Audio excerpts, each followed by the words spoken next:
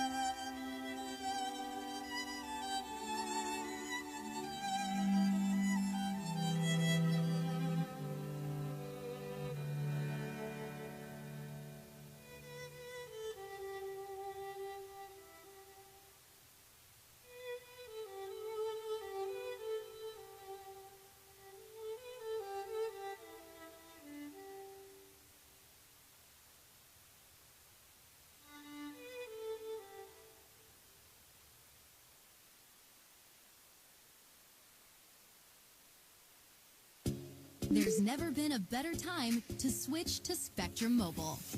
You could save hundreds of dollars on your mobile bill. Plus, there are no added taxes, hidden fees, and no contracts. Click to try the Spectrum Mobile Savings Calculator today. In 3 easy steps, you'll see how much you could save by switching.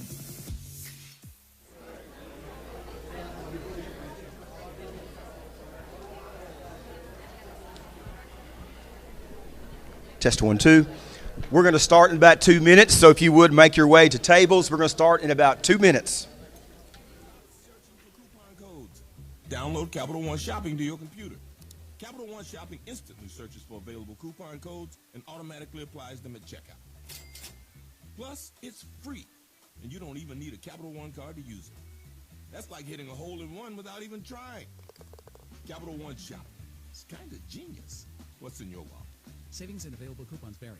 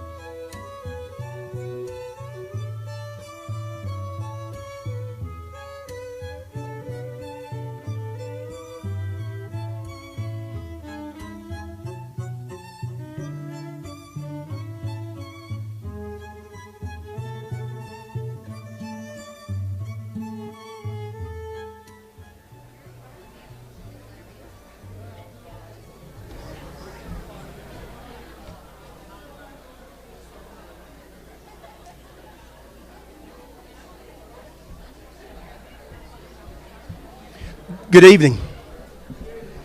Good evening. Let's go ahead and get our program started. I want to welcome everyone to the Gatesville High School Athletics 2021 Hall of Fame Banquet. We have a busy night, but a great night, and this is always one of our favorite things that we do every year. Tonight, we get to induct 6 different folks, different groups tonight. We have our athletes, Bobby Jones and Kenny Moore, our 1960 football team, our 2009 boys golf team, and then 2 former coaches, Mary Bishop and Jack Maxwell. You're going to hear plenty about all of those throughout the evening. But before we get going, I want to thank some people who had a big part in putting this together. I want to thank the Gatesville ISD Superintendent, Dr. Barrett Pollard, our administration. I want to thank some board members, our board of trustees. We have 3 here tonight. If you would stand, Linda Maxwell, Calvin Ford, and Jimmy Ferguson. Appreciate everything they do. It's a great paying job, but they do it with a smile. I also want to thank our Athletics Hall of Fame Board of Directors, Jerry Sullivan, Keith Stewart, Calvin Ford, David Truss. I know they're here this evening. Also, if you would, a great round of applause for Miss Angela Tyree and the Gatesville High School Culinary Arts Department for this wonderful spread tonight.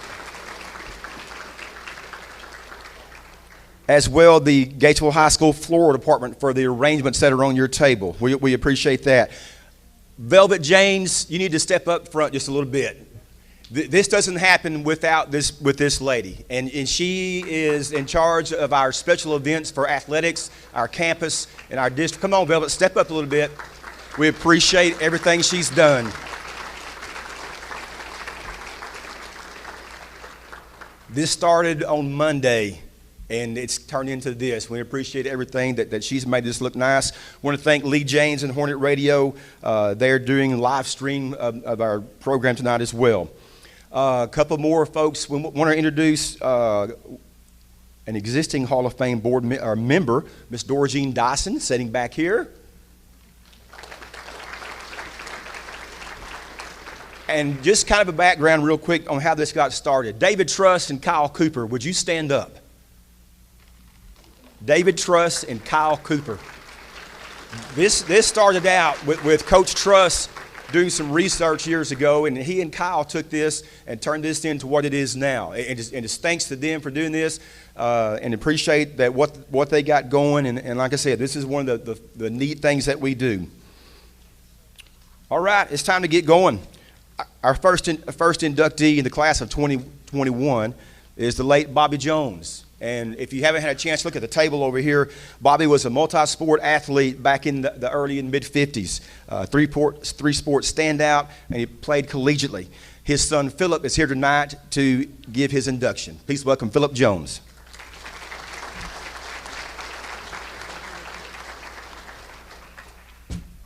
Oh, goodness. Wow. Good to be here. I'm Philip Jones, one of Dad's sons. Dad had 4 sons, and I'm just glad to be here. Okay. Smart, a team player, a winner, tough as nails, movie star, good looks. Now, of course, I'm talking about my mom. Mom, would you stand up along with our family, please?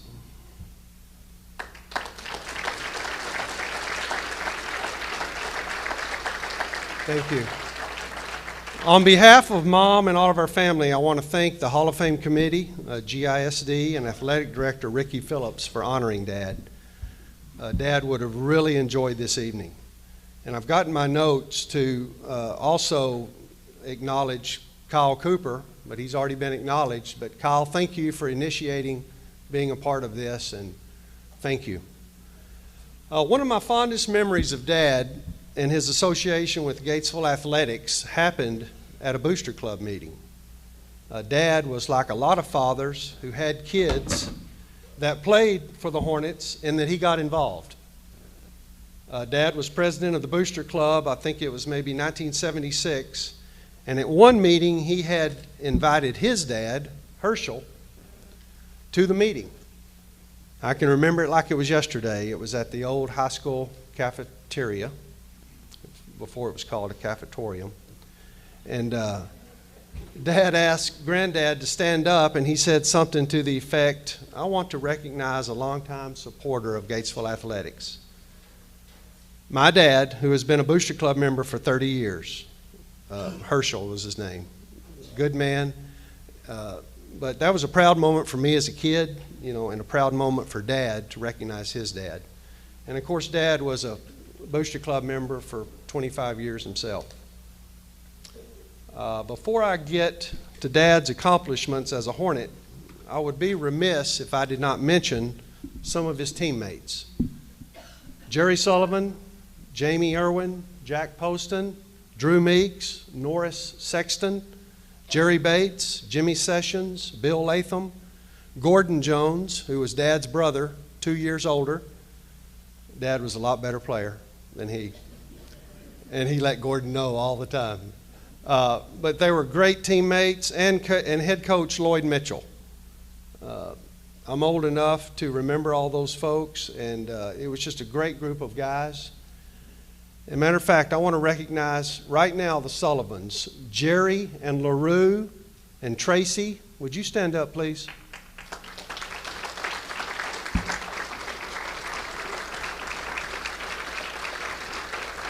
Jerry and my dad were very, very good friends, and matter of fact, LaRue was the 1954 homecoming queen. But Jerry's going to say a few words. He knew Dad maybe better than anybody besides his family. Bobby Dean Jones was as tough a football player that ever come through Gatesville High School.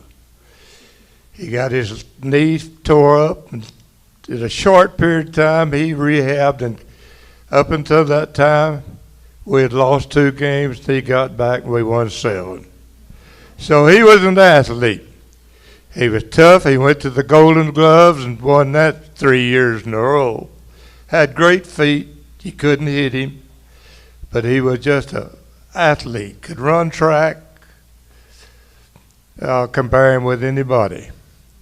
He set a record in a 200-yard, 220 dash at regional, won 3rd at state. And am I stealing your thunder? I just want to tell you, he was a great athlete. And I look out across here, and most of these I've seen play football. Thank you. Thank you, Jerry. Thank you, Jerry. Yeah, Dad and Jerry were very, very good friends for a long time. Here are some of Dad's highlights as a Hornet. As a 120-pound sophomore, now think about that. 120-pound sophomore, he won a starting linebacker job on the varsity. He was starting quarterback as a junior, first-team All-District, co-MVP in district, probably with Jerry. He was also the extra point kicker and punter. Coach Mitchell wouldn't let him punt a lot his senior year because of his knee. He didn't want to hurt his knee, but he was an extra point kicker and punter for about half that time. Senior year, first team All-District, voted MVP by teammates, and he was the district MVP in football. Now track, that's another story. Man, he was fast. He led the Hornet track team to 3 straight district titles.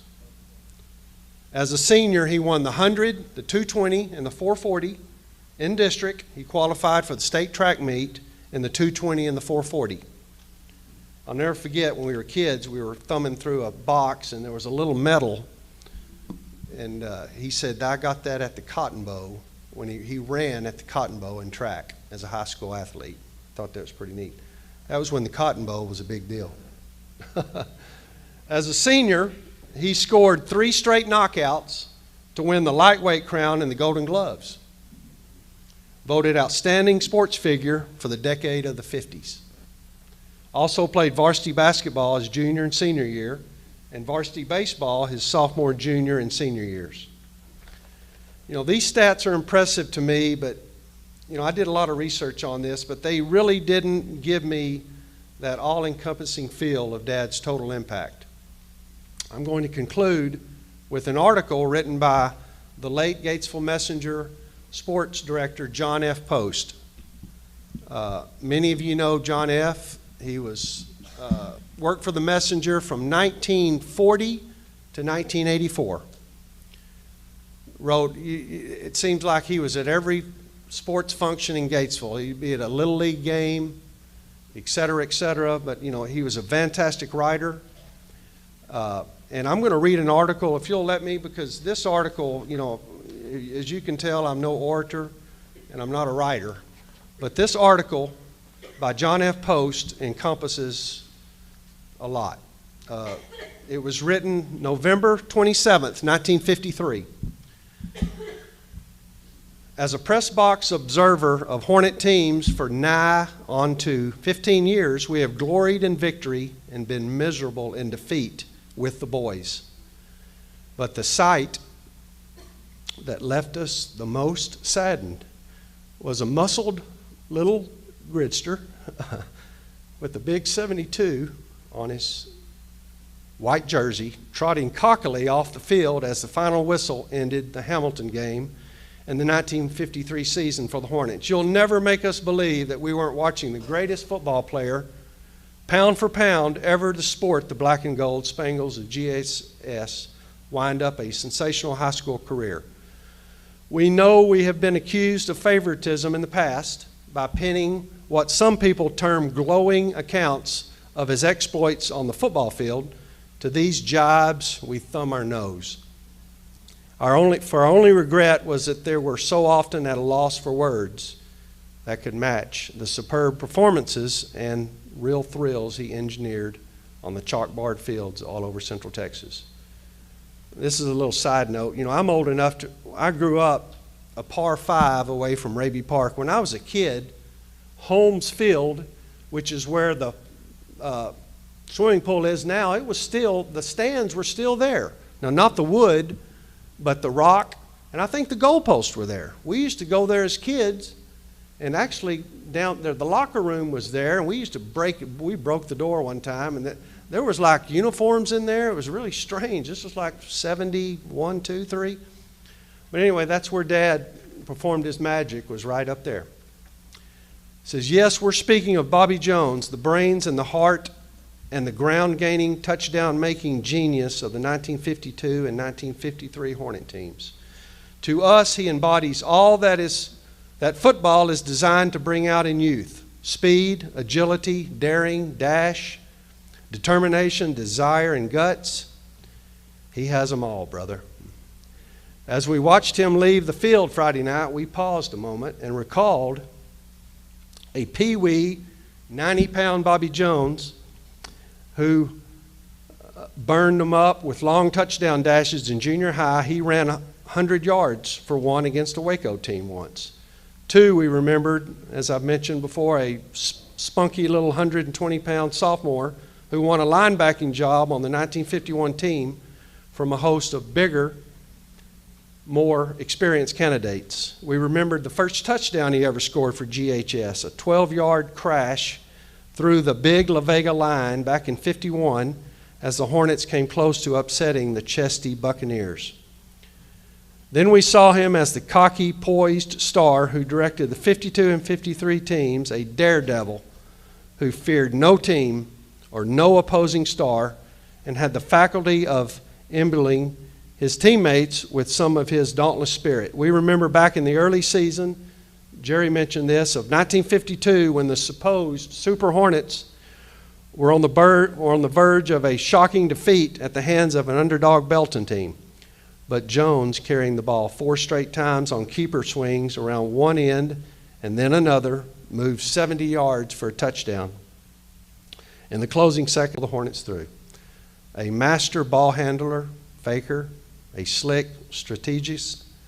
He stands head and shoulders above any other schoolboy T quarterback. I guess T means wing T. Is that what that is?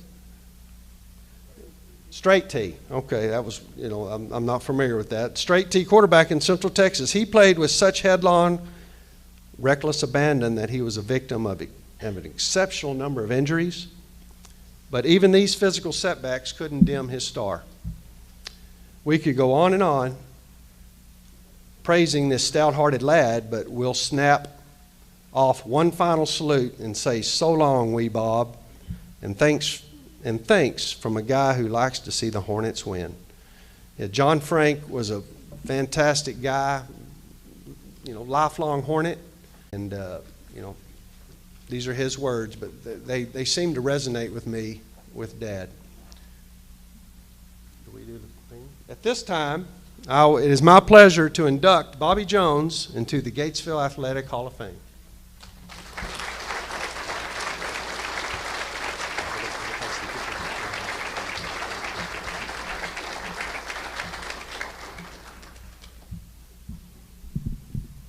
Thank you there, Philip. Philip and I actually graduated together at GHS. He hasn't aged near as well as I have, but he's got time. He's got time. Our next athlete to be inducted tonight is Kenny Moore, another multi-sport athlete from the 1980s, a 2-time state champion in track. If you've never had the chance to watch Kenny make up about 5 or 6 places in the last 150 yards back in the day, you missed it. His induction tonight will be presented by Ronald Ford. Please welcome Ron to the stage.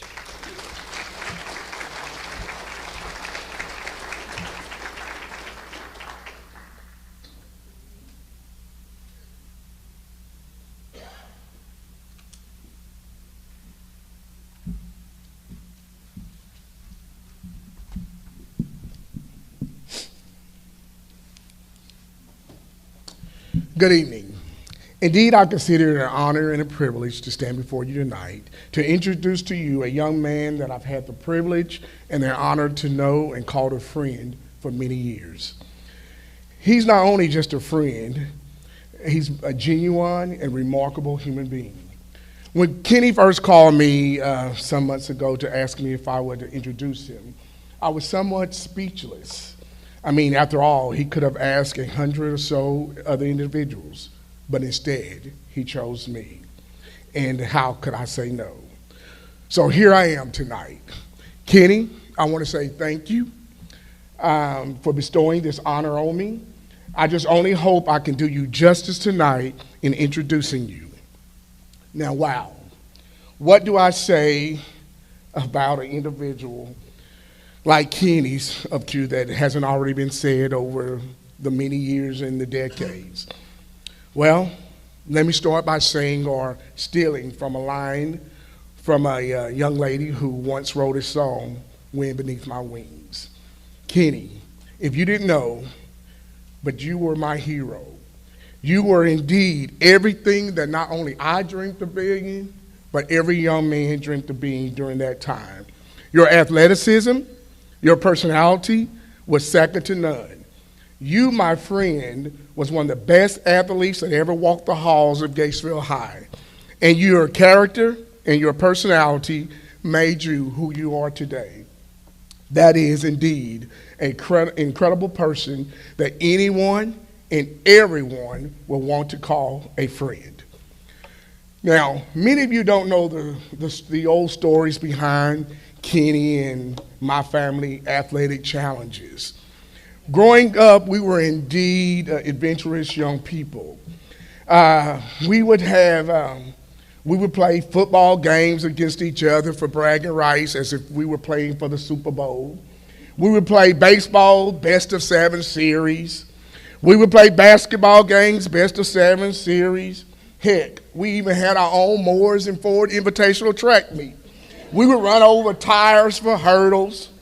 We would run over bumpy roads for the 400 and 400 meter relay. Needless to say, Kenny team was always the winning team. But we kept on fighting and challenging one another. However, I do remember one story that I got the best of Kenny's family. 1979, Kenny may not remember, his brother JJ's there. The Chaparrals, undefeated Chaps versus the one loss Supersonic, coached by Mr. Sullivan himself. That one loss that came to the hands of the Chaps with the Ford twins. So it was the game of the century. The Chaps versus the Sonic. Needless to say, the Chaps remained undefeated, and that was the last time I ever claimed victory over Kenny. Nevertheless, Kenny would go on to a storied career in high school. Kenny was not only a good football player, basketball player, Kenny was just indeed one of the best track runners that I ever witnessed. Kenny had a remarkable high school career. I can remember watching him playing in basketball practice. I wasn't wishing to be like Mike. I just wanted to be like Kenny. For he could shoot a jump shot, and he could out-jump any and everyone. Nobody could guard Kenny. And on the track, he was a beast. I remember running third leg, and Kenny was our ankle leg. And no matter how many times I got us behind, I wasn't worried about it because I knew we had the GOAT on ankle leg. And I knew if I could just get that baton to Kenny, and on that home stretch, I was cramping, tired many times, but I would look up and I would see Kenny, and I have a big old smile in my heart because I knew somehow Kenny was going to bring us home that gold medal. For he was, in other words, he was that GOAT. And for many of you that don't know what the GOAT means, that means the greatest of all times. That's the way I saw Kenny. He was indeed the greatest of all times in my eyes. And in my eyes, Kenny Moore, like I said, is indeed the GOAT. When you talk about the best of the best athletes that ever walked the high schools of Gatesville, Texas, Kenny, it has been a God-given privilege growing up with you and calling you my friend. You helped me through many tough days in my young life, and you inspired me every day to be a better person. You were never like many other athletes I knew who was gifted but had bad attitudes and was playing just bad characters. No, you wasn't one of those characters. You exemplified what the word character meant. This is a tough one. You exemplify what character meant. You was humble with such an outstanding morals that go before and beyond your years. You made everyone around you better athletes, but more important, you made us all better young men. We were all inspired to be just like you. You never knew that, but all of us was inspired to be just like you. To your wife, Cynthia, I was there in Stephenville when he fell in love with you. And God has kept you together all through these years. I'm sure it hasn't been hard because you married such an outstanding man. You married a man of greatness. To you and your two sons, I know how proud y'all must be of Kenny. For you, all these years you called Kenny your husband, and your two sons who have called Kenny their dad. And that was because he's indeed one of the finest human beings on this earth. I know for a fact, for 40 years, we've been friends. And I know he's one of the best people that God has ever placed in my life. Kenny, you're indeed the wing beneath my wings, my hero. I will never forget how valuable your friendship was to me and has been all through these years. You inspired me to coach other young men to be the best they can be. And in the last 20-something years of coaching, it was all because you inspired me. Right now, I'd like to say some of his accomplishments. Kenny, in 1984, my senior year, he was that GOAT. He won district 800 meters. We won the 4x4, all because of Kenny, because I lost the lead, but he gave us back that lead. We were district champs in track and field. Kenny was also sophomore of the year in basketball that year. He would go on in 84 to win gold. 1985, he would win silver in the 800 meters, but he would bounce back and win that gold in 1986 in the state and win the gold medal. He was always district champ from 84, 85, and 86 in track in the 800 meters. He even snuck a silver in 86 at state in the 400 meters. He was an incredible athlete. He could also play football as well. It just happened to be basketball and track and field was his first love. Kenny was also inducted into the Hall of Fame at Tarleton State, where he was one of the first ones on the relay to run if I'm not mistaken, under 3:10 in the mile relay. Lastly, I would like to say, I would like to quote one of my favorite poets. W.E. Du Bois once said, "It takes peculiar people to allow themselves to see themselves through the eyes of other people." Kenny has never allowed anyone to define his greatness. He has always been his own person. He's always walked in his own shoes. He's always paved his own path. He's always walked down that road, made all the right turns, walked down all the right roads. Ladies and gentlemen, it's my privilege to introduce my longtime friend, your state champion in 84, 86, silver medalist, many MVPs, Kenny Lee Moore.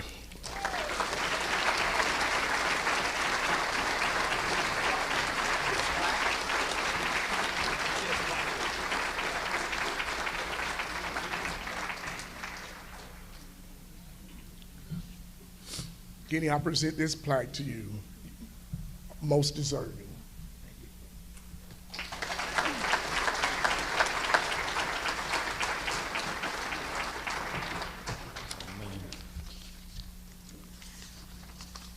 Well, here come the hard part. I'm usually not good about standing in front of people talking about myself, but I want to thank Ron for introducing me tonight. Like he said, we always had a more and forward competition all the time. And when him and his brothers would put up Olympic type events for us to play against each other. And one time Calvin was doing the hurdles. And he would always try to get low on the hurdles. Well, they had a lawnmower there, a push mower, where he tried to get low on the hurdles. Well, he did, but he caught his knee on that hurdle. He had to get stitches in there. So, and then, but around them, they did beat us in '79, but they were always beating teams where they had to get out the game to let us catch back up. Well, Calvin was on that team, so we'll tie the game back up. So they got to come back in. So we could never keep the lead because they always got back in to keep us from winning that game. And Coach Sullivan was our coach then, and he was a good coach back then with us. But the next year, 3 years in a row, I think the Sonics won that little league. But I appreciate Ron really. I appreciate that. But I remember, I recall a time when the day of the state meet, Ron and my twin brother Benny got to go to the state meet. They let me take 2. And then the coaches was Coach White and Coach Weaver were the 2 that went. But then before that, they had those 3 coaches and had Coach Clay. And Coach Clay, Coach White told us he was going to I can take 2 people. And then he said there was only 2 coaches that go. So Coach Clay and Coach Weaver had to flip because Coach White said, I'm going. So, Coach Weaver and Clay flipped, and Coach Clay lost. So then we took our trainer was Chenoweth, so he got to go with us. And then at the state meet, we didn't run till like 6:15 that night, and we got there, and then I think we had to run at 6:15, and then I was warming up, getting ready. So at the state meet, the starter would always, they talked to us before the meet, and they said, if anybody falls in the first 100, we'll call it back. So we was up there and we was sitting, he had said set.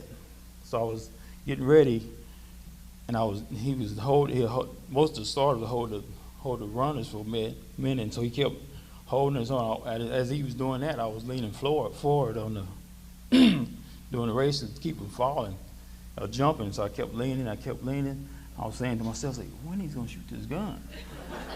So I kept going, and I was leaning, kept leaning. So I got about a foot from the ground, and he finally shot, and I was going, oh man. So I ran, got around to the first lap, and I was on the time was just right where we were supposed to be at. We kept going, and then we got to the final 100, and that's when I passed everybody. Now, I didn't run hard, but I think in case somebody came up behind me, so I just kept running, and they ended up winning that meet. But then back at that day before the meet, we were sitting out in the courtyard, and this guy had a 2x4 on the string. He was swinging around, and the 2x4 came off the string, hit me in the leg. I was going, oh man. When I looked down, I was like, oh man. Luckily, Mr. Doyle was walking at the sidewalk, and he saw it. He said, Jeff Coleman, what were you doing? I said, no. I said, I don't know, but it hit me in the leg, so we went in the room. And he gave him licks for that swinging that board around. So we were sitting there, and I looked at my pants leg. There was blood coming out, and I was going, man, what is that? So he said, you need to go to Coach White's office. I said, yeah, I need to go and see what's going on. So I went over there, and then he said, what's wrong? I said, well, Jeff was swinging a board around and hit me in the leg. And he goes, Jeff? I turned around, he was gone. I was like, oh my God. So he went over and got on the Jeff, and I was like, man. So I had to go get 3 stitches in my leg. Well, we was at the state meet, and it's just not too long while I was working at the school. I don't know if his sister rode the bus or she came and talked to me, and then she said, so you're kidding? I said, yeah. She said, my brother of the state meet, he had to run home. I go, run home? She said, yeah, because of you. I said, what did I do? She said, well, when he swung that board into your leg, some of your teammates chased him out to school. I said, oh my God. I said, well, I'm sorry. I didn't know he did that. So I was like, oh man. And that was way after I graduated from school that he did. She had told me that. I was going, I didn't know that. Well, I'd like to thank my family that's here tonight. My mom, and could y'all stand?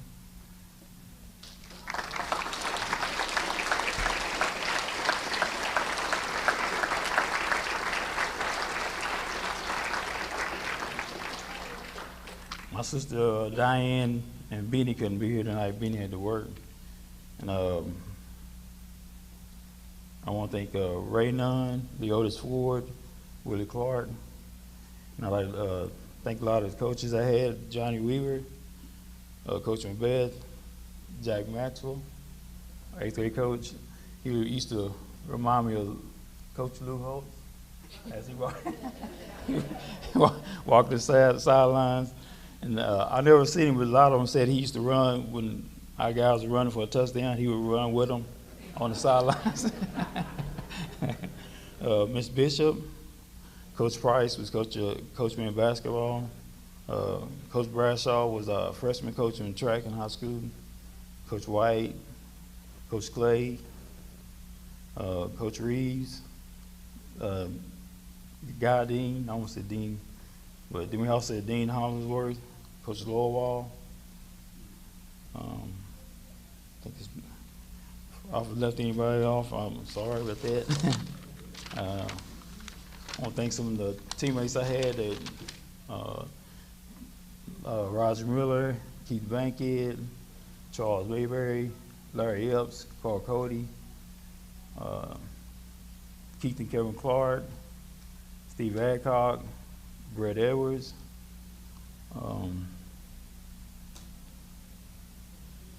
Mitchell Dyson. I had David Truss, was it a little bit with us in basketball. And I also want to thank Dr. Norris.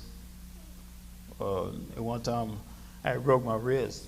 And before I came up here, I asked my little brother, JJ, I said, hey, Mama told me that you told me that I took my cast off. He goes, huh? I said, Mama said you told her I took my cast off. So in basketball, I broke my wrist at my sophomore year. And we had made the playoffs in football, so I didn't know if we was going to make it or not. So when we lost, I went home and cut off my cast. I took an ace bandage and wrapped it up so Mama couldn't see it. So we was practicing. One day we came home early and I had forgot to put my cast back on. So I walked in the door and Mama said, I walked in and she turned and go, ah! I go, ah, what is it? She said, where's your cast? I said, oh, I forgot. So later on, she said, well, JJ told me that you took your cast on. I was going, what? I said, why didn't you tell me? So I had to wear behind my cast not being on. So I found out he told. Well, for those I may not have, forgot to mention, I truly wasn't intentional of doing that. But lastly, I want to thank my junior high family for support. Ms. Finrod and Ms. Brown, and whoever else is here I didn't see, but thank y'all. And I want to thank the committee, Coach Cooper, David Truss.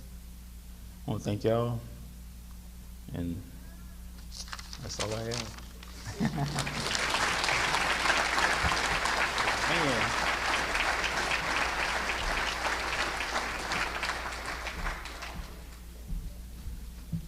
Good job, Kenny Moore.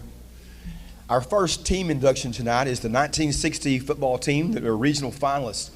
They were the first undefeated team in GHS history, and just if you listen to stories from back in the day, they ignited the town here around Gatesville. Just great pleasure on watching that team play. Several of those players went to play collegiately. They're being inducted tonight by Keith Stewart. Please welcome Keith to the stage.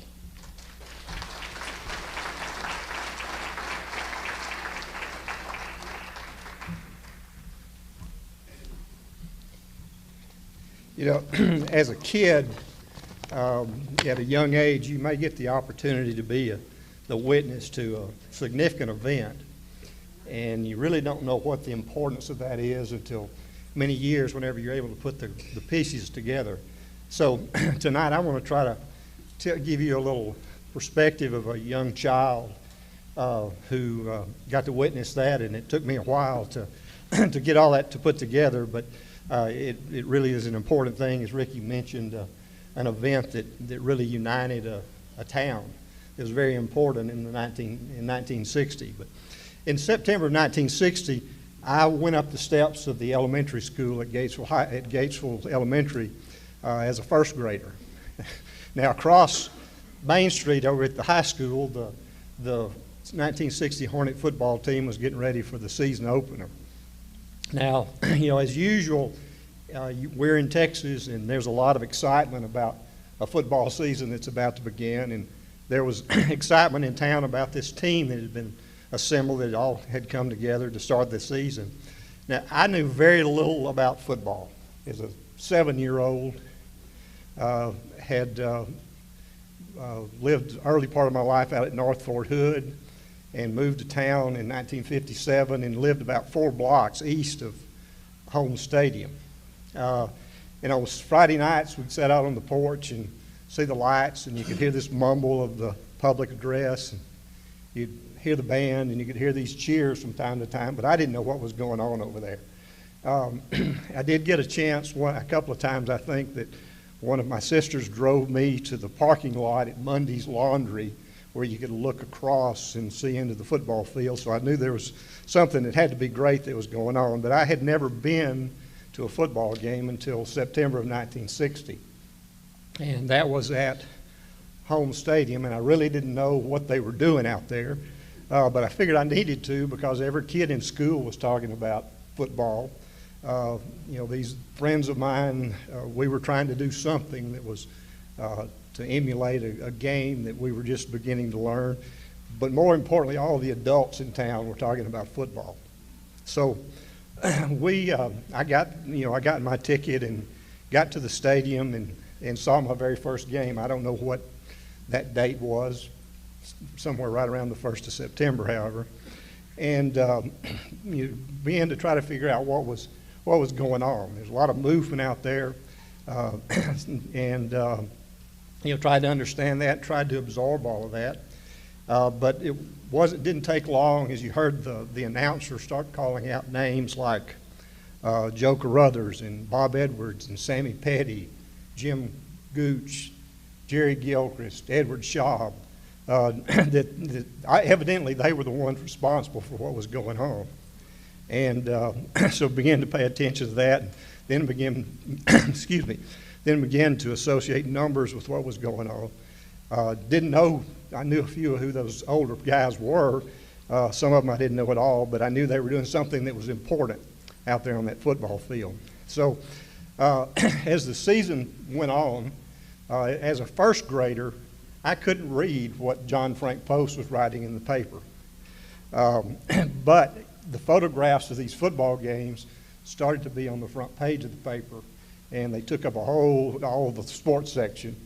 And so, this is dominating a newspaper. Now, in the Dick and Jane series of readers that the first graders were having, Dick and Jane were on the cover of the book. So that was an indication that they were the important things that were going on. The Zeke, the handyman who put a potato in the leaf pile to bake a potato, he wasn't on the cover. It was Dick and Jane. So obviously these football players and what was going on at that game was what was important in town. Those lesser characters didn't have any significance. So the season progressed, and Hornets continued to win, and there was more and more excitement in town. And that football team was the main topic of what was going on, conversation that was going on in town. They went undefeated. They were the district champions, advanced to the state playoff, and these guys became heroes all over town, particularly at the elementary school. It was a big deal. You know, we played on the playground, and we became Joe Carruthers. We became Bob Edwards. We became Sammy Petty whenever we were trying to figure out what, you know, when we were copying this game that these guys had been playing. Well, the playoffs began. Hornets went on in that first game and defeated Brady, former district foe that they hadn't beaten in 2 years, beat them in the first round. The second round at Killeen High School, they played Taylor and won that game 15-14 as Joe Carruthers kicked a field goal as time ran out. Now, I can tell you, there's probably, I don't know how many in here said I was there. I was. So it was by a stroke of luck that I was actually at that game. And so now these guys go from being heroes to becoming a legend.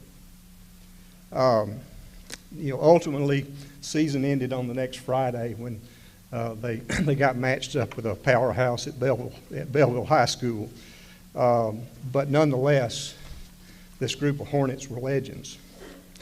The story of that football team didn't end at that game against Belleville. You know, since Gatesville began to play football in 1912, as Ricky told you, they were the first undefeated team in Gatesville history. They were the first regional finalist in Gatesville history. You know, all over town, playing in the yard, playing in the street, playing on a vacant lot, we were imitating and assuming the role of who these high school boys were that were, you know, our heroes. I don't know how many field goals were attempted, Joe, but we probably missed a whole lot. But there were a lot of highline wires and clotheslines that represented goalposts. But we were all trying to be like you guys were. I'm repeating told me. I disputed something that Ricky Phillips wrote one time, and he looked it up and he said, John Frank wrote this, so it's true. I'm absolutely confirm that. But the receipts from the playoffs of that 1960 team helped to build the first field house on the Gatesville High School campus. That's significant to the community, significant to the high school. You know, the community, there was a great amount of pride in the community because of what these guys had done. You know, until I suppose the 2000 state championship team, you know, the legend of these guys lived and has lasted and continues to last. Over on that, I don't know if you got a chance to look at the display table over there, but on the 1960 display table there's a mirror over there that has the team and has the coaches, has their record, and then of course the sponsors of that piece of memorabilia. But there was probably one of those hanging in every after 1960. If you want to see one today, you can go to POCO. They still have one in the lobby. I don't know that anybody in there knows what that means. When I went in there and took a picture of it the other day, I told them what it was, and they sort of, okay. What that means to me is to have your picture, I always thought it was, that if you had your picture on a mirror and it hung in every business in town, that was a significant acknowledgement and recognition of what you had done as an athlete in Gatesville. You know, there may be some more of those around, but that still means an awful lot to me. Going into Pollard and Sellers to get my haircut, there was one in there. Got to look at that about once a month. You know, in concluding here, Sir Isaac Newton is given credit for saying that I have seen further by standing on the shoulders of giants. Now, this is a metaphor that has been applied in a lot of places that means that we make progress by building on previous achievements of others. Gatesville sports history has been benefited by this group of Hornets from 1960. You know, they are giants in the history of Gatesville sports, and they've touched a lot of Gatesville athletes. So as one of those many former Hornets, it's my pleasure to welcome the 1960 Hornet football team into the Gatesville Athletic Hall of Fame.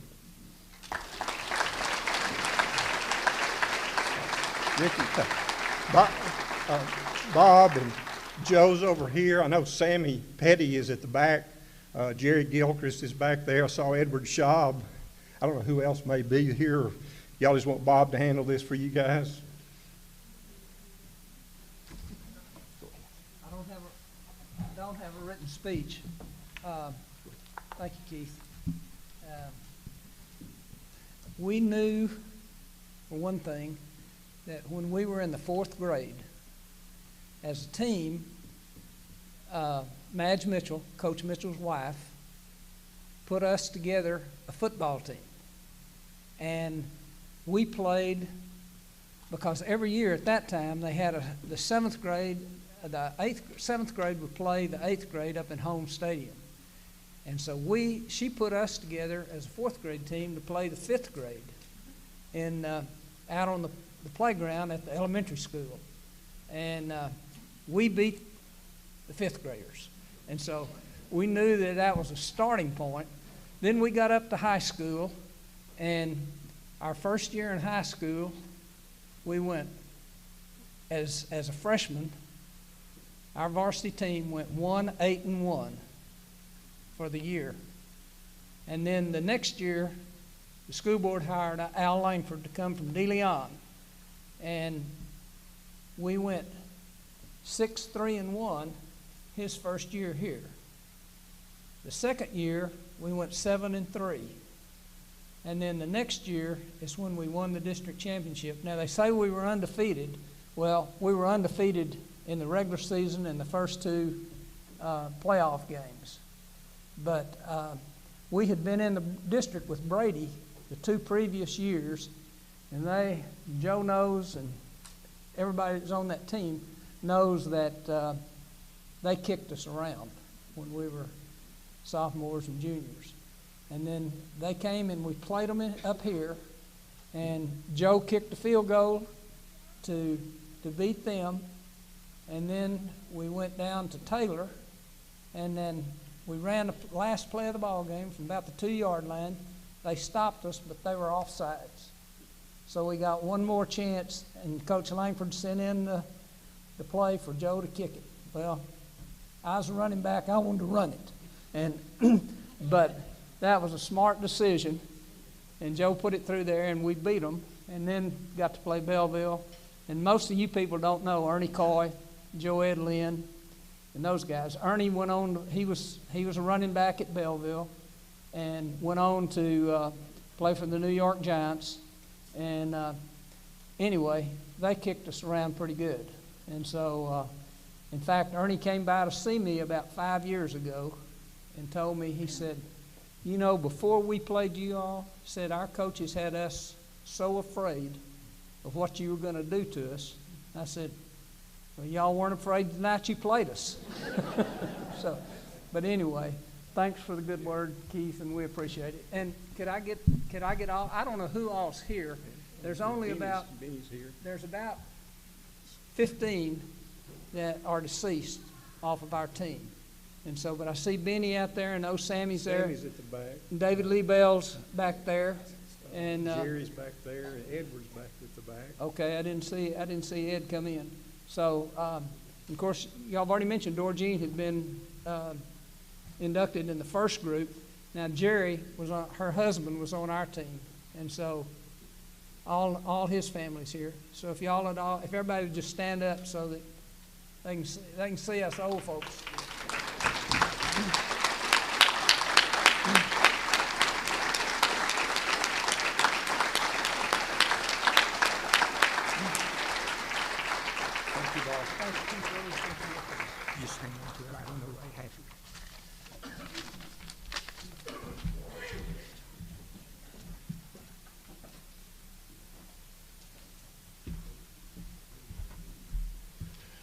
All right. Our next team is the 2009 Class 3A Boys State Champion Golf Team. Now, I don't play golf, but I know if you can shoot in the 70s, you're pretty good. Well, there were 5 of these rascals that shot in the 70s. They were darn good. Introducing the team that he coached that year and giving the induction speech is Gatesville coach Guy Dean.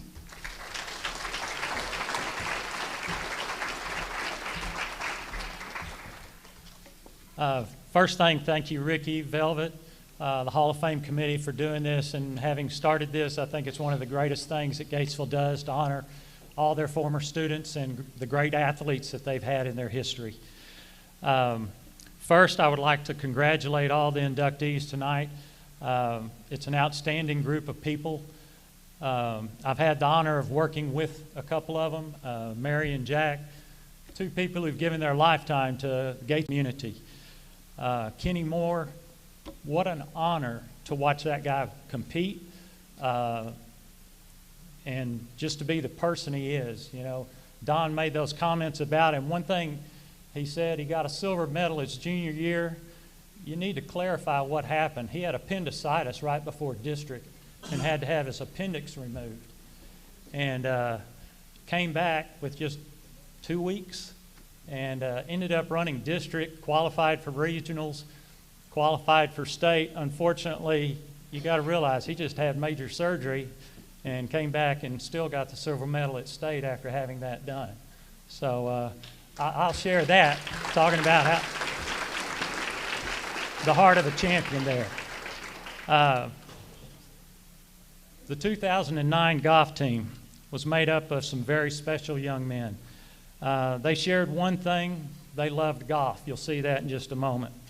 Each came to the game from different backgrounds, how they came to play the game. But they came together for one purpose, and that was a state championship. Gentlemen, if you would come up here, that way y'all look at them instead of me. Aaron Massey, Hunter Abbott, Chance Cathy, Preston Timmons, Jake Truss. Yes, Jake, you got to come up here, show how you dressed. Our alternate, Logan Cooper and Kate Elms.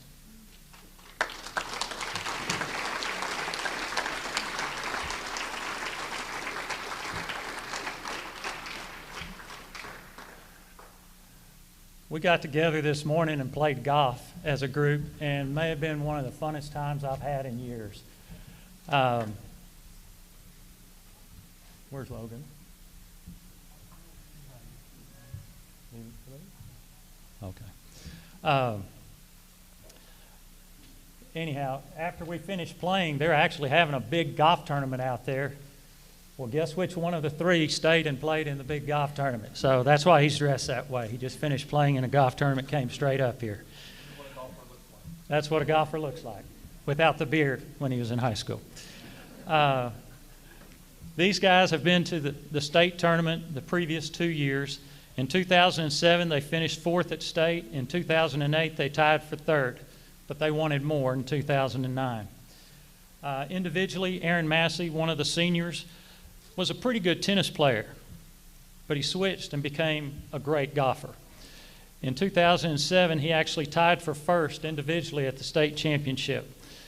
Probably the most long, intense golf tournament I've ever been to. When you watch hours and hours of a golf tournament, very intense. They end up finishing 4th that year, and then you turn around and you have a 5-hole playoff for a state championship medal. So we learned one thing after that: we better practice learning to hit a left-handed shot from the side of a tree when he got tree locked on that 5th hole.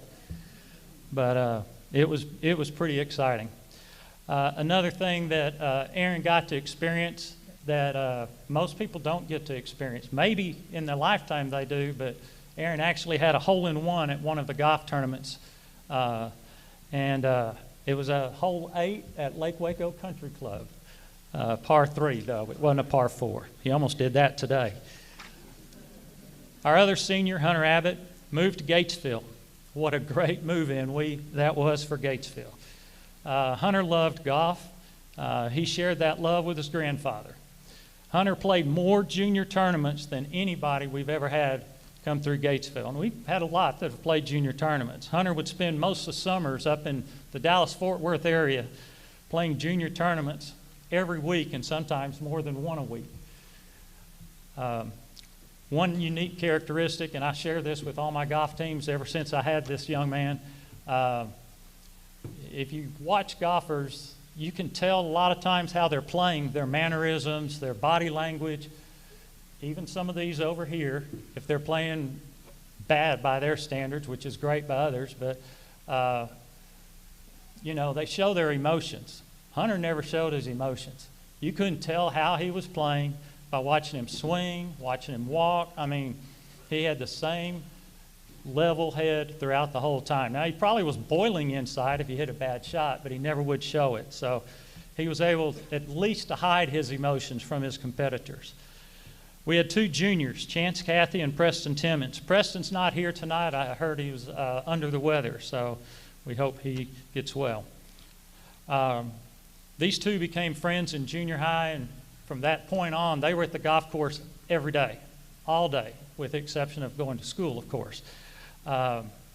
If they weren't playing golf, I'd never seen this done before, but they came up or found this game, and they played hours and hours of this chipping game they called 21. And needless to say, they both became very good with their short game around the greens.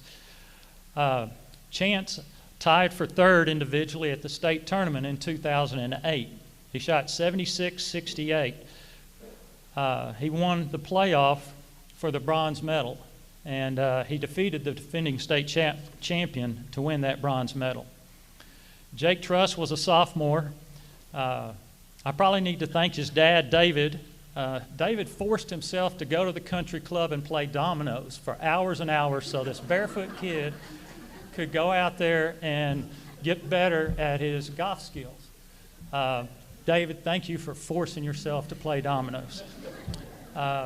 Because it paid off. Jake became a great golfer. One thing some people may not have known is that state tournament there in 2009, Jake was faking being sick. Now, Jake was actually very sick. And he was, before it was about his time to tee off, you know, most tee off, it's a progressive start, but it was about his time to be ready to tee off. And I look around, and he's not around there, so go in the clubhouse, and he's sitting in the clubhouse with his head down.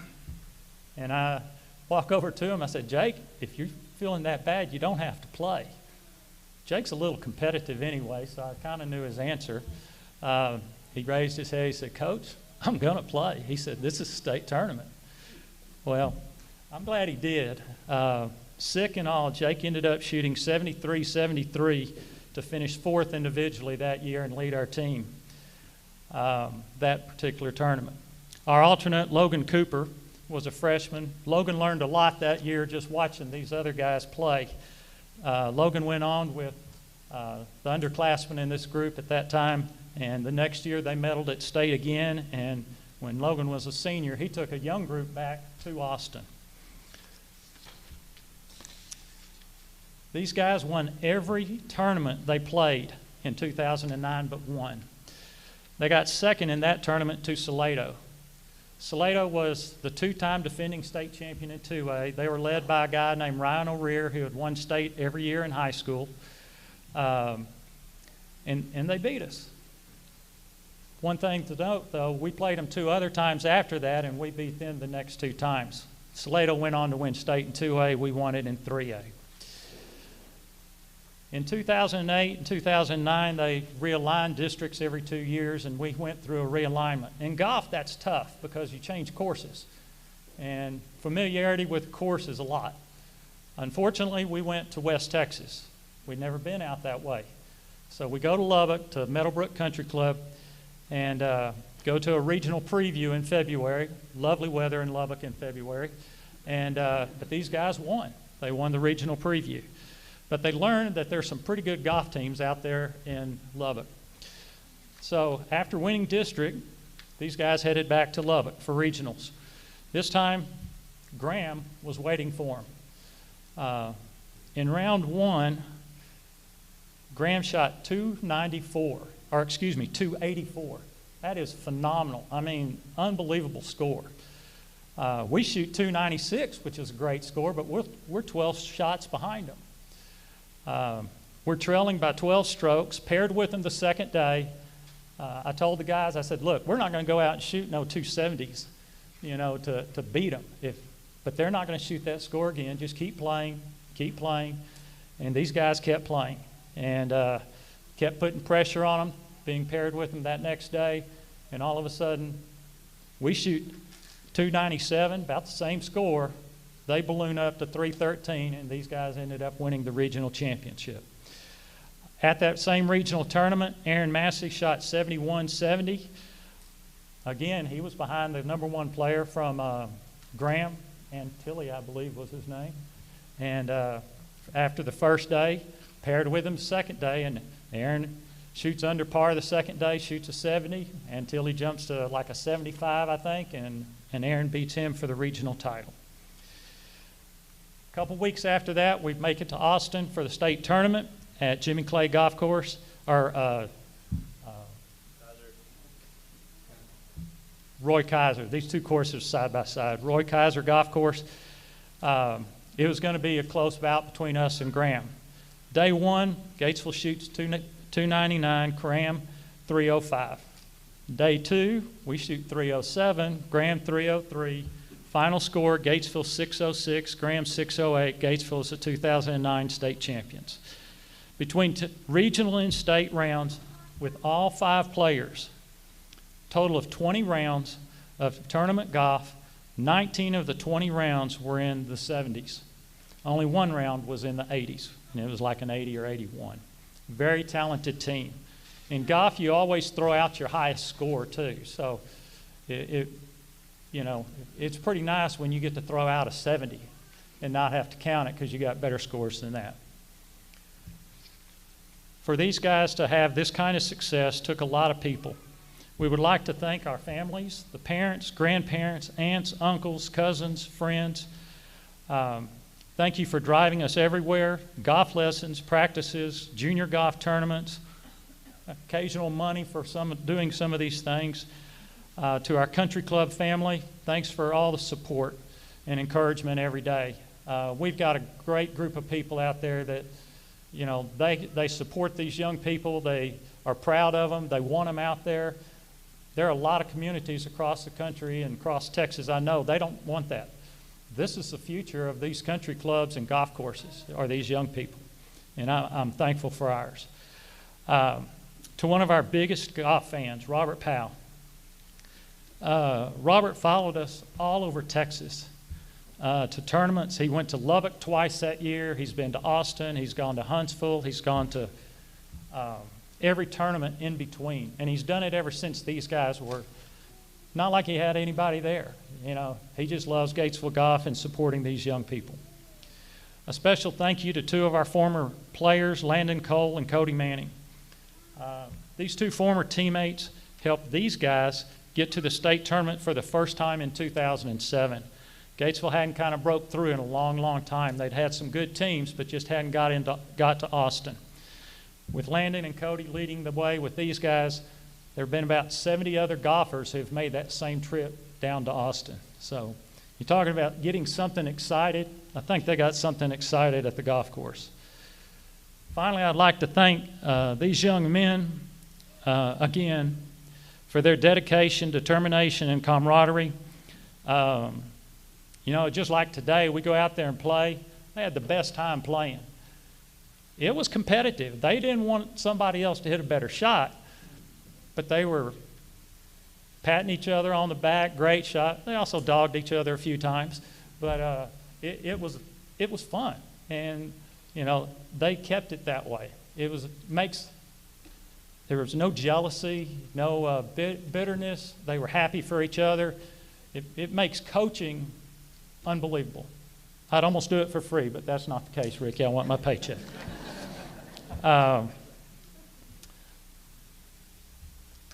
Finally, ladies and gentlemen, I would like to present the 2009 state golf champions as the 2021 inductees to the Gatesville Hall of Fame.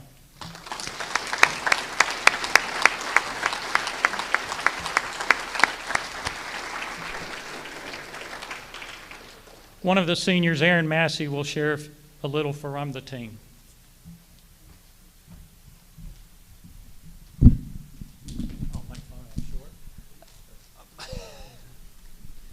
Yeah. It's so good to be here tonight.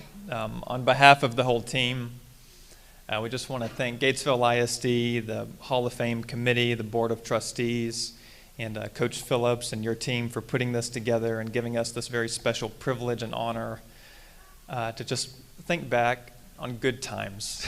Who doesn't like doing that? And next, I want to just thank our athletic director at the time, Coach Cooper. Coach Cooper, you've already been honored, but if you'd stand again, just thank you so much as a busy athletic director. Everyone, please give him a hand of applause. Yeah, as a busy athletic director, who wants to get involved in golf? But Coach Cooper took an interest in us, and our senior year, he actually traveled with us all the way to Lubbock to play a practice tournament to get ready for regionals. And that's when we learned that Coach Cooper can play the guitar and sing country music on the bus ride out there. I don't know if you remember that, Coach Cooper, but I got lost too. And we got lost. And that's where we learned Coach Truss was there as well, and that's when we learned his favorite vegetable was mac and cheese. I'll never forget. I'll never forget that. Still remember that. That was great. Yeah, next we just want to thank the whole golfing community at Gatesville Country Club. It was like a second family for us, just spurring us on, always taking an interest in what we were doing, so enthusiastic for every win that we had, and supporting us whenever we didn't have success. It's easy for a country club to merely tolerate punk teenagers being on their turf, and I will say that, the truth, they did have to tolerate us a little bit from time to time, but most of the time they always just welcomed us. They just poured out all that they knew so that we could be the best that we could. Two of them I would like to remember tonight. They're no longer with us, but I would like to celebrate and honor them for the special place that they had in our lives, and that's Ray Summerfield and Tommy Davidson.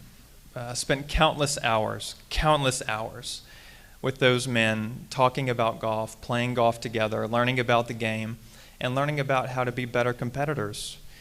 And no doubt we wouldn't have been as successful as we were had it not been for them and so many others like them at Gatesville Country Club.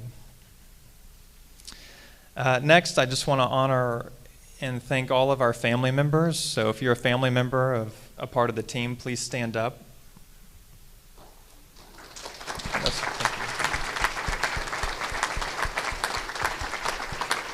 Yeah, thank you. Be seated. Yeah, thank you so much for your constant interest in us and your no doubt sacrificial. You sacrifice so much. For those of you who are not golfers, golf is a very expensive game. It's a very expensive game. And for as many of you know, if you're not a golfer, golf can be a very boring game. And they had a smile on their face the whole time. Like in golf, it's about a 4 to 5 hour round. And the action happens maybe 15 to 20 minutes of the time. And the rest of the time you're just standing and walking. And they were always there to follow us, to watch us.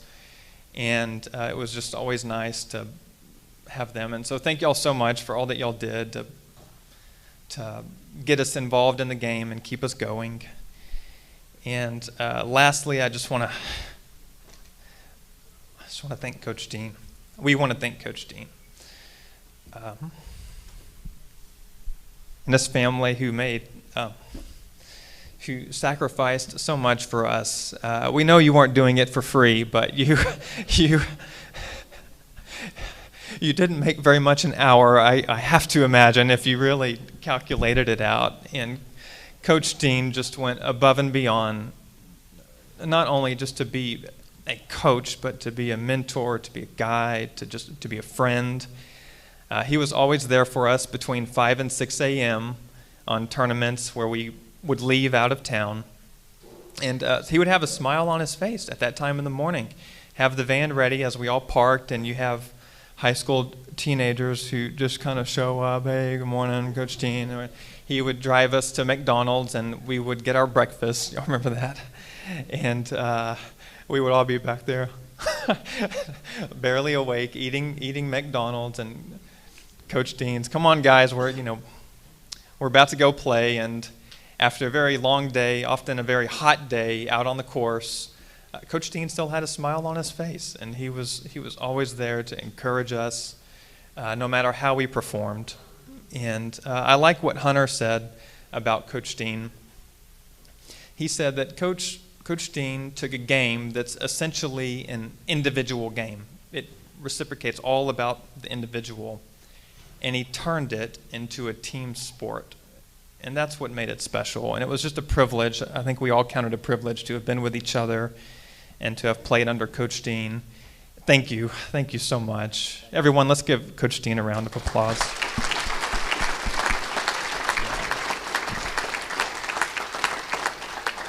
And no doubt, because of all of these people, for their support, for their sacrifices, for their encouragement, for celebrating when we won, and for cheering us on whenever we didn't win, which was never fun. They made us better golfers, and more importantly, they also made us better people, and for that we will forever be grateful. So thank you, everybody.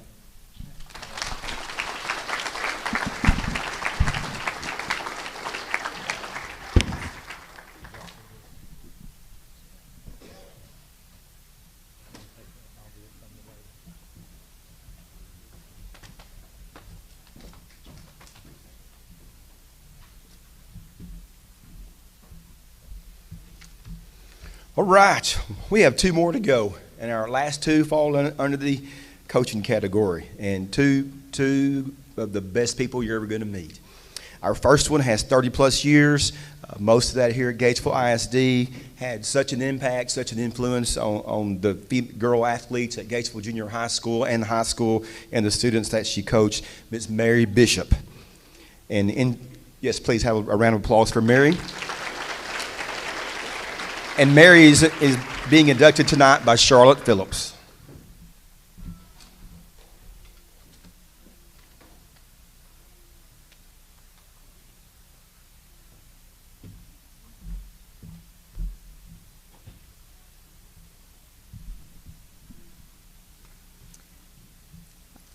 I always love to know how people who aren't born in Gatesville end up in Gatesville, like what brings them to our town.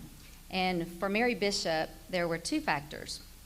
Her dad was called to be the pastor at Mountain Baptist Church in 1968, which at that time, Mary was actually attending college at East Texas Baptist University in Marshall. And then secondly, it was in 1972 that she married her high school sweetheart, Richard Bishop, and they made their home in Gatesville. He was career military at Fort Hood, so with her family living here, Gatesville was the perfect location for them. Mary's first assignment with Gatesville Independent School District, teaching science and health in 1972, was cut short when Richard received an overseas assignment in Germany. But they returned to Gatesville in 1976, where she started her second assignment with our district. It was just during this time that Mary was part of two extracurriculars that probably not many of you guys are aware that she had done, because I sure had no idea, and I know her really well. She was our drill team sponsor for 2 years. They were called Stingettes at the time. And it was also during this time that Mary became the first ever Gatesville girls golf coach. So she was your predecessor, Guydeen. Now, when she was actually given the title chaperone, but I know better. Mary was a golf coach. In 1978, Mary returned to Gatesville Junior High School, teaching science, physical education, and coaching girls athletics. Always willing to help where needed, Mary also had a 4-year stint coaching high school softball, and she was a junior high cheerleading sponsor for 16 years. That's a very long time. Jack Maxwell was the junior high coordinator at that time, and he'll be giving his own speech in just a bit. But Mary, here's some things that he loved about you. He loved how thoughtful you always were and continue to be to this day, how easy you were to work with, and how much you cared about your kids. Those who were in your athletic classes, as well as those who were in your classroom. And while I'm mentioning Jack, I just want to throw out how lucky and how blessed I was to have been able to work with the likes of Jack Maxwell and Mary Bishop, definitely two of the greatest. At that time, two coaches shouldered the load of coaching girls' athletics in junior high. And that was Mary and Ronnie Russell. Ronnie sings your praises too, Mary. He described you as enthusiastic, joyful, never a harsh word, but you could get your point across when you needed to. Now, Ronnie told me the story of the two of you stopping off at a honky-tonk one night. Now, those who know Mary Bishop know that there's a story behind this, because that's probably not happening. She and Ronnie were on a bus trip to Groesbeck or somewhere out in that direction, and a little girl had come up to the front of the bus multiple times, and she really needed to go to the restroom. And Ronnie told her, honey, there is no place for us to stop. We're out in the middle of nowhere. But not long after, Ronnie slows the bus down a little bit when he sees some lights and realizes it's a honky-tonk, and so he speeds back up. And Mary said, Russell, pull this bus over. And you can imagine, I'm sure, the conversation that ensued after that, but Mary was insistent that they take care of that little girl. Now, Ronnie got really tickled at this point when he's telling me the sight of Mary Bishop getting off that bus with that little girl, and Mary puts her arm around her and grabs her hand like she's protecting her and walks her into that bar like she owned the place. Now, truth be told, I'm 100% certain that Mary had never stepped foot in a bar before, and I am 100% certain that she's probably not since that night either. But that's Mary. She takes care of our kids. After Ronnie Russell, Marcia Worthington coached and sponsored cheerleaders alongside Mary for 5 years. And Marcia remembers how much she enjoyed her trips to Waco with you to purchase y'all's coaching attire for the year. And she also remembers a bus filled with junior high girls and asking, Mary, are these kids too loud? Mary never thought they were, but Marcia added that was before she got her hearing aids. And I'm pretty sure that noise drove Marcia crazy, if y'all know Marcia. Now, Marcia said these were only a few memories, but the biggest part of coaching with Mary was watching the relationships that she formed with her players and colleagues. These relationships still exist today. Definitely Marcia's words that I want to pass on to you, Mary. Mary Bishop is truly a Hall of Famer. Great job, Moppy. I became friends with Mary long before we became coaching buddies. It was in 1982 when a women's softball league was forming in Gatesville. And I knew of Mary Bishop, but I didn't really know her at the time. But I was smart enough to know that I wanted her on my team. So when she walks up here in just a bit, I want you to picture this lady that's coming up here taking line drive shots back up the middle from some pretty big sticks. I also want you to picture her sliding head first and diving into home right on up until the time she retired from playing softball at the age of 60. She was doing all that. She was amazing. And that was the beginning of a lifelong friendship that I will treasure forever. She was and is a perfect combination of graciousness, enthusiasm, encouragement, and competitiveness. I was fortunate enough to join the Gatesville Junior High coaching staff in 1992 and work under Jack Maxwell and coach alongside Mary Bishop. A dream team to work with for sure.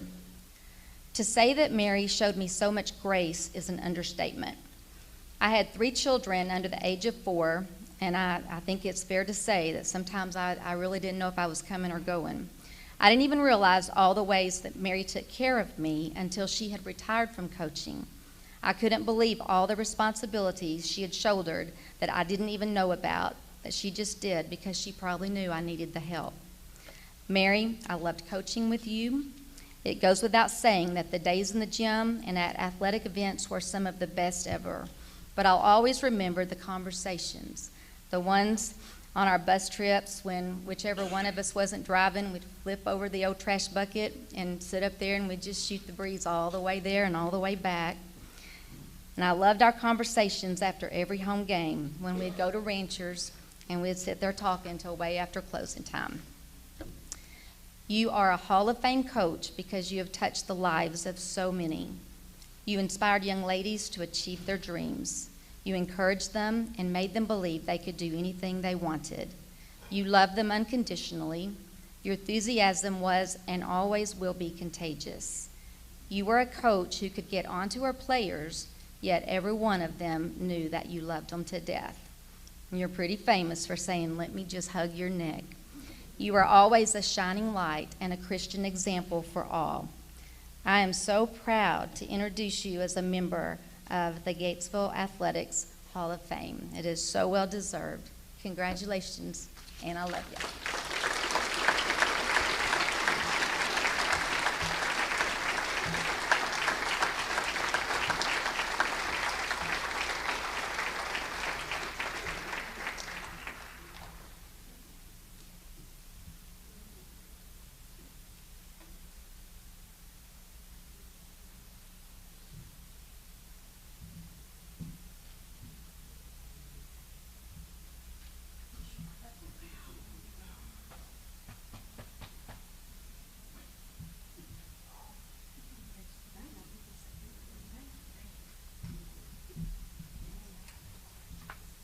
Thank you, Charlotte, very much. And everybody else. It's amazing.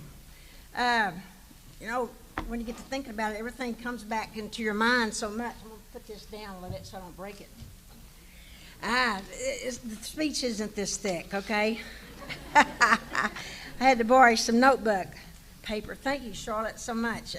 Kind words. My heart is up in my throat. I don't know if I can speak very well or not, but it's really good to be here with y'all tonight, and I thank everybody. And when you get to thinking about, been here 49 years, and taught a lot of kids, and a lot of kids have taught me a lot too, right, Jack? Yes, been a lot of experiences, and I know I can't put them all down, but I really thank you for the opportunity to be here. And Charlotte's one of those friends, been a dear friend for a long, long time. And I was glad when she came as a young kid at 18 to ask me to play softball. And that's when our friendship really began to take off roots, and then it was great to coach with her. When you get to think about it, all of y'all are very distinguished here tonight, everybody that's been honored. We have to thank so many people, and I know you're like me, you're just overwhelmed. I'm overwhelmed. It's such an honor and a blessing to me. I wrote a lot of things down, but you know, you can't always say everything that's in your heart, what you feel. But living here in Gatesville, I remember when my parents moved here, I'm like, where in the heck is Gatesville, you know? And because I was in college, and they got here, and I took a long bus ride to come see it, and the further we got this way, I thought, there's any trees out here. You know, I grew up in East Texas, and all you see is pine trees, and straight up, there's the sky, you know, but it grows on you, you know. So this has become a home. We established our family here, raised our children. It's really good. So, Charlotte, it's difficult to put into words what your friendship means to me. You've been a true friend. We've had so many good years of teaching and coaching together, as well as all our summer years of softball, watching our kids grow up, get married, just sharing life together, and it's been great. And she and Ricky are very special people to me. And just living and sharing life with laughter and fun, and you know, all the serious, heartfelt talks and trust that's there that's really good. So it's really great. Now we enjoy the joys of grandchildren, sharing stories of grandkids. I'd like to thank my family that's here tonight, my son Ray, Barry, and Karen, and like my daughter, my brother, Bobby, and then my grandkids here. I have Abigail and Reuben and John and Gideon. The last two had to stay home. So y'all stand up.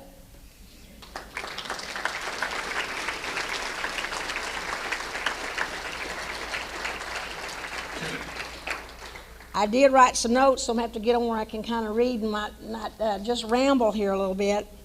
But, you know, when you get to thinking about it, no one gets anywhere in life without other good people in their lives, you know. And I've been surrounded by many good people in my family, my parents, my children, co-workers. Everybody's always helped you. Even when I came here, I was a green kid still, you know.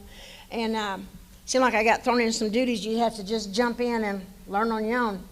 Really, when in college, when they're trying to teach you how to educate, they really don't teach you how to coach. They didn't teach me how to coach. They didn't think girls were supposed to be coaches, so you just jump in and learn, you know. But I always had great guys like Jack Maxwell, you know, those kind of people around me, all the time helping me out. It was wonderful. When you get to think about it right here, there's always been people to encourage you, to teach you, to mentor you, and I had that here. I had that, many people to help me, so many. The list is forever long.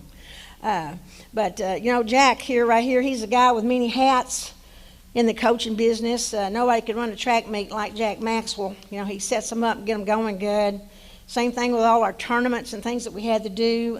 Jack kept us all straight. He was a great coordinator. He'd come in and say, Mary, get your budget now, get your budget, but don't expect to get everything you want. And I said, okay. You know, trim it down. But, you know, he really did. He stepped out and helped the girls out a whole lot. He really helped us going good with that. And the thing about it right here, you know, he was always there for basketball games and volleyball games. We did a lot of football games and things together and track meets. Oh, so many years of that. Track buses and track meets were good experiences, too.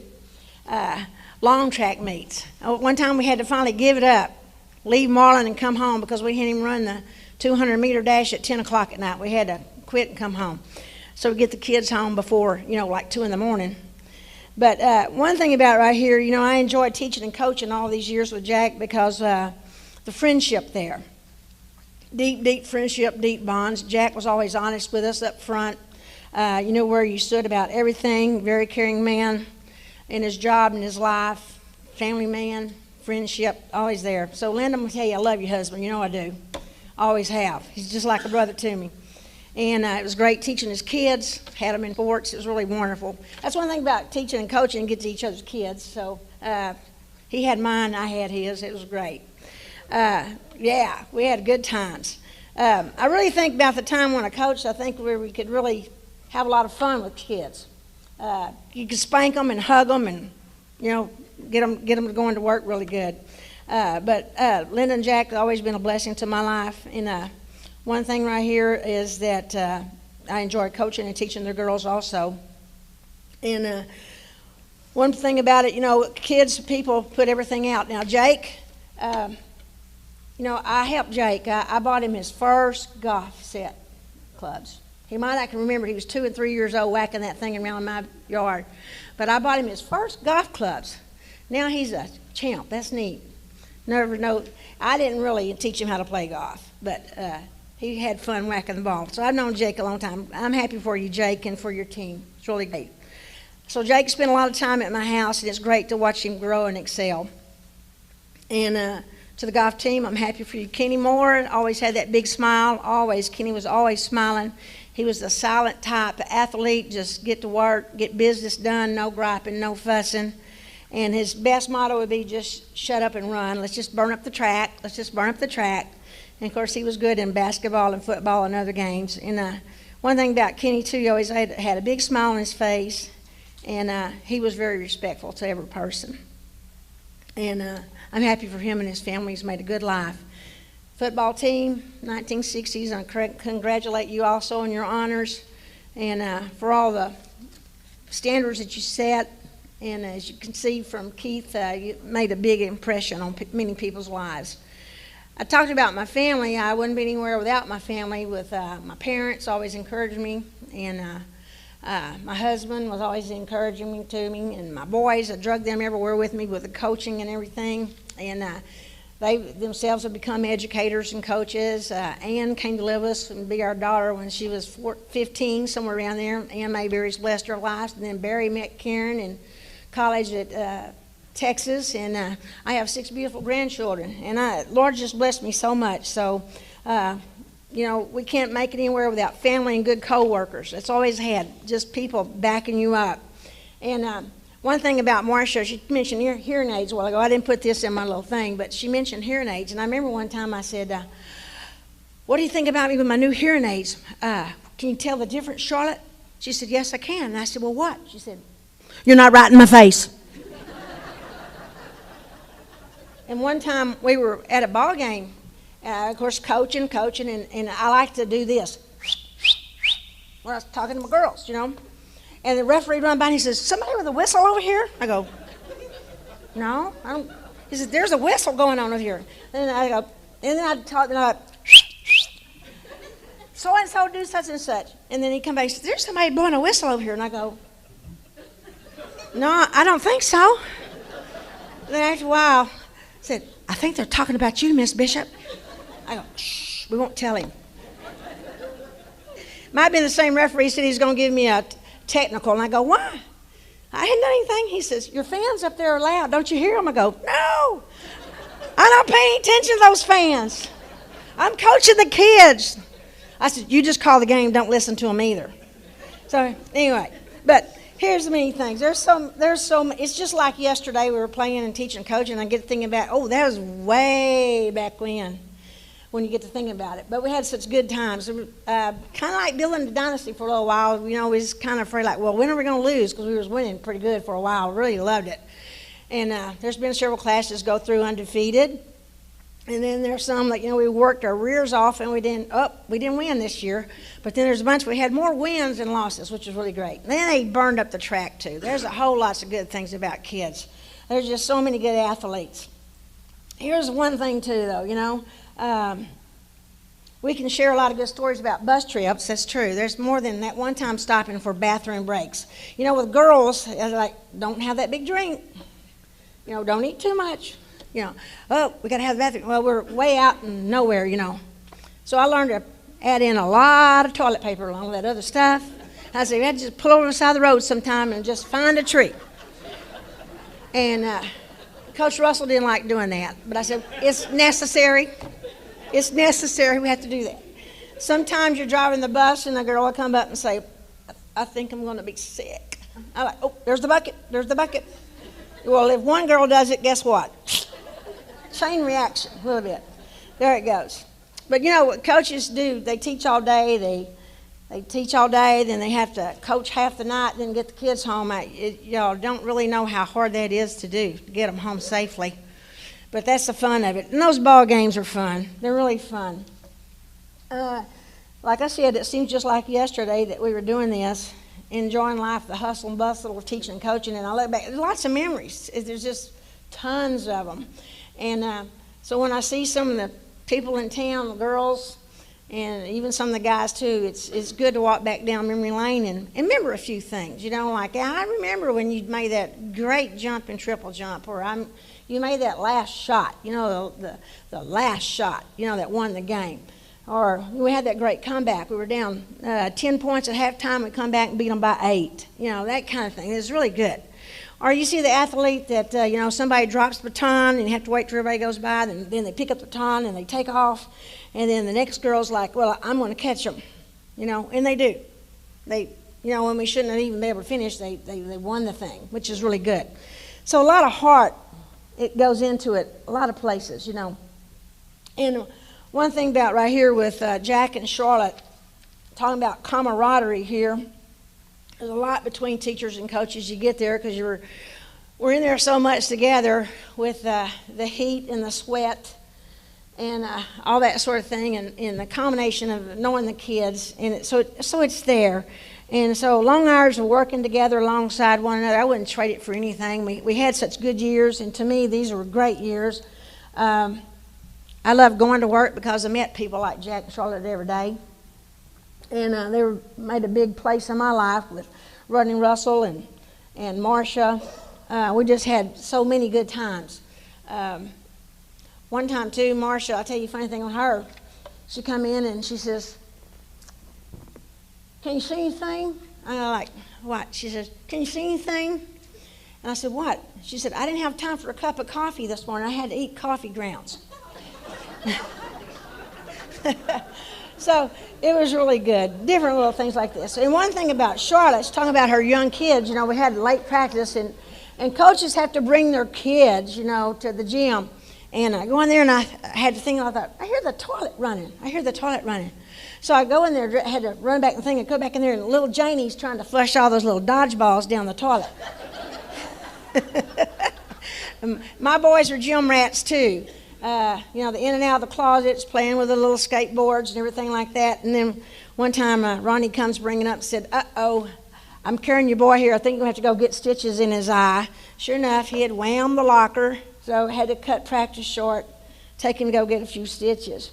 But you know what? We do coach all day, have to coach half a night, drive the kids home, and sometimes you think, oh, gee, Lord, I think you need to drive the bus for me. It's really hard, but it's fun trips. It's a happy bus. We get to come home. When I first came here, I was talking to some kids, and they'd kind of like look at me, and I go, you say funny things. You talk funny. I go, well, I'm seeing the same thing you are. No, you're not. And I thought, well, I just kind of got my East Texas wang a little bit, but after living here 49 years, when I go back visit my friends, my family in East Texas, they say, nope, you sound like a Central Texan now. But the kids would say, you say basketball or pass the ball. I said, well, I guess I can learn to say ranch and branch like the best of you here. So I think I've become a Central Texan. And when Richard passed away, my relatives back in East Texas said, Mary, you going to move back over? I said, no, Gatesville's going to get my bones. It's my home. I love it. There's many things you can say, even after these many years here. You get to think about everything, but no person gets anywhere in life without the right kind of people helping them. And that's what I've always had. I've been truly blessed with family, my parents, my husband, my kids, my coworkers, coaches, everybody around me. That's what's made the difference. I was green when I got here. I was still green, even though I taught 2 years before I got here. I was still green. And you get thrown into things, so you learn by doing. But I still had great people around me doing it. And one thing about it, I had great kids. I had great kids in Stingettes. I had great kids. I had to coach. It was just wonderful coaching them. And I thank parents for giving me the entrustment of their kids with drill team, cheerleading, playing basketball, volleyball, track meets, all that. I thank you for trusting me to take them, to let them compete.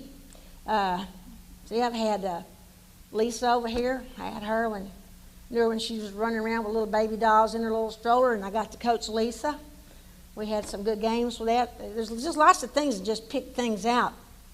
But one thing right here, you think about everything they did, these individual people, we can say, well, thank you for all the jumps, the triple jumps, the long jumps, the high jumps, the relays, the sprints, or, their throws and discus and shot puts. One last throw told one kid, it just takes one throw, and her last throw, she won first place.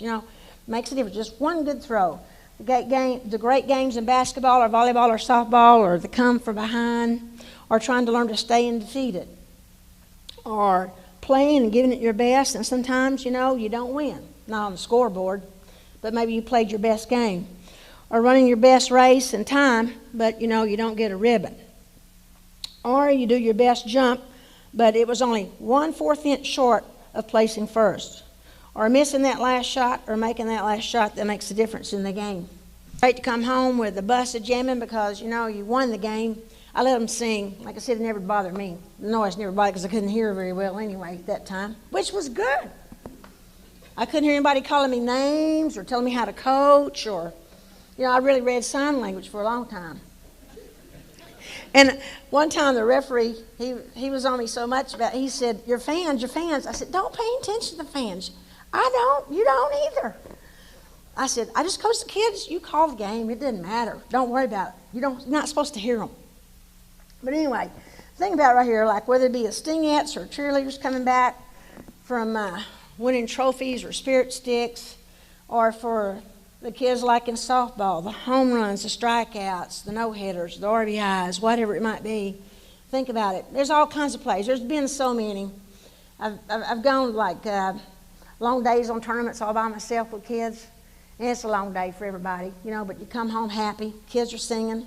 It was great, You like to hear them to come home singing their little favorite song, like Charlotte Johnson or Hey, Hey, Hey, Mickey, I've lost my place here in my notes. I don't know where I am anymore. But the point here is they come home happy. You know, or their YMCA song or you know, lean on me, like you can count on me. Teamwork, camaraderie, that's what it's all about.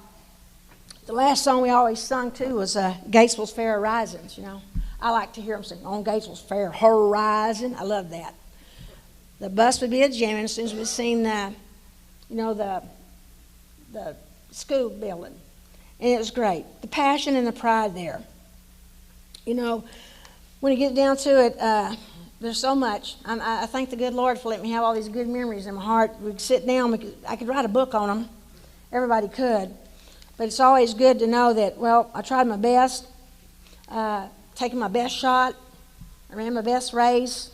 We ought to keep doing that always. You know, like tonight, thank you doesn't seem like enough. But that's the best word you can come up with. I really have happy tears in my voice right now, y'all. But, you know, thanks to all the athletes I've had the privilege to coach. I got you right here. So many names to name, but y'all did well. You had great attitude. You played hard. You ran hard. You made the grades. You become good citizens. It's great to see how you competed in the classroom and on the court and on the field. You know, it's been a blessing to me to be here. You've all filled my heart and life with love and happiness and great memories and priceless friendships. That's what's good. Some of them have grown up and got to teach and coach with them. It's really great, the kids that I taught. And see your lives you have touched mine, and in a very deep way, countless ways. And you know, now that I've retired, I still been teaching a few years at the preschools, which is great because I'm working on my third generation. I don't know if I can hang around for the fourth, but I'm gonna give it a try. And I love that. I'm teaching kids, children that I taught their parent and their grandparent, which is neat. But one thing about it is that I want to say one thing here. I hope God gives you fresh dreams and new victories and endless joys in your life in surprising ways, unexpected blessings that come to you, and may it come in overflowing measure. May you always know how great His love is for you and how much He delights in you and how the wonderful blessings will belong unto Him. He hopes you know. Remember that God loves you, and I do too. God bless you, Gatesville. God bless you, Gatesville ISD. Thank you for all you've done for me. Thank you, community. And I humbly and sincerely thank you very kindly.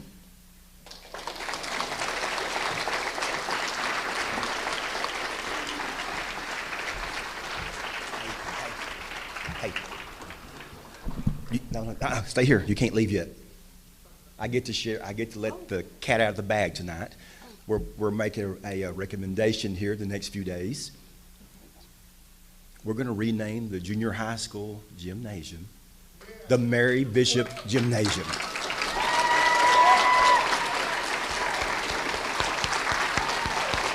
Very well deserved.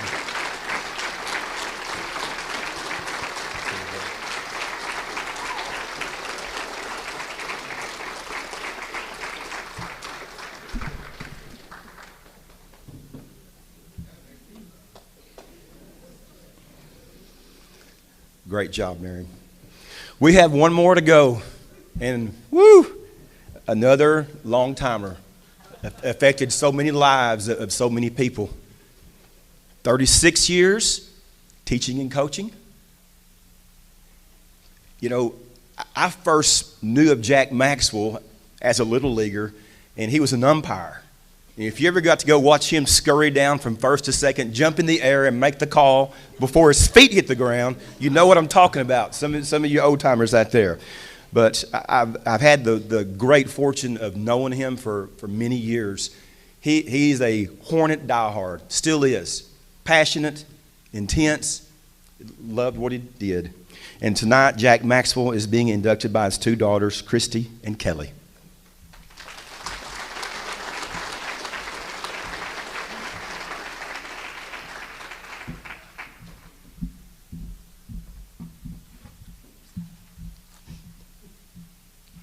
So out of Kelly and she's the crier. So if I start crying on mine, then it's going to be downhill from there. So on behalf of our dad and our family, we would like to thank Gatesville ISD for recognizing him with this honor. Sorry. What a blessing it is for Kelly and I to have the privilege to present this honor to our dad. Our dad has dedicated almost 50 years of his life to Gatesville ISD. And throughout his time here, he's worn many hats: teacher, coach, bus driver, vice principal, maintenance crew, mentor, and father figure to thousands of young men. I cannot think of anyone more deserving of this honor than our dad. What most people don't know is that it's not easy to be the wife or a child of a coach. Coaches sacrifice a lot of time with their own families to support the hopes and dreams of children that are not their own. Despite all the time and energy he dedicated to his players, my dad always found a way to make it to every dance recital, basketball game, or event that Kelly and I were a part of. Growing up, our mom was the glue that kept our family going. I jokingly tell people that I grew up at the football field because Thursday and Friday nights we were in the stands wherever the Gatesville Hornets were playing. Our mom always supported our dad's passion and commitment for the game and proudly sat in the stands every game, cheering my dad and his players on. Our dad lived for the excitement of Thursday and Friday night lights. When he was on the sidelines, his passion and love for his players and the game radiated through him. It was electric to watch him coach.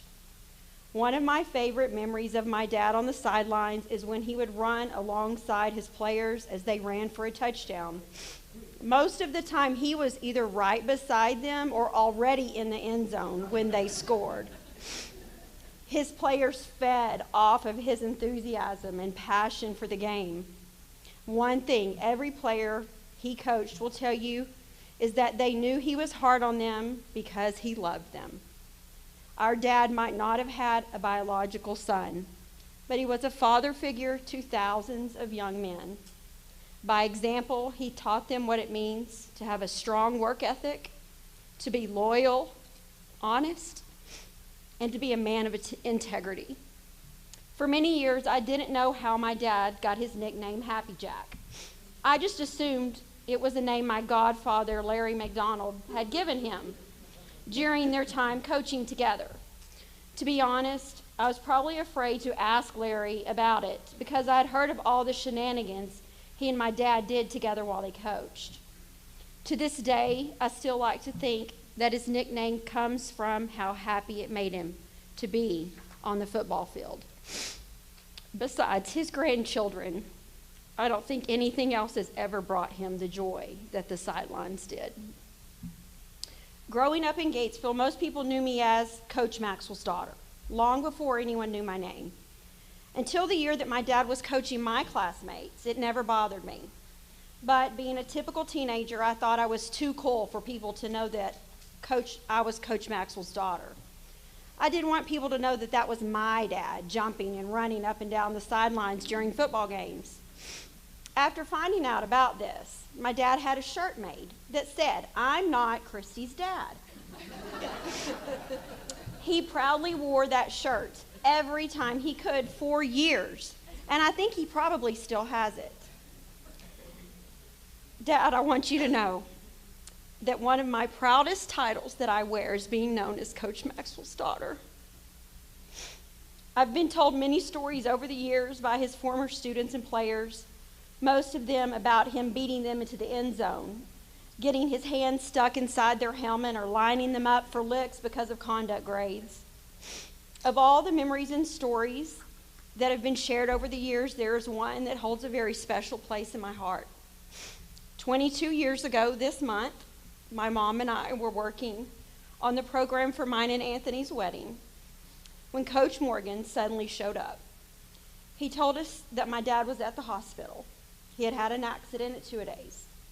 As my mom and I rushed into the hospital, what we saw was pretty amazing.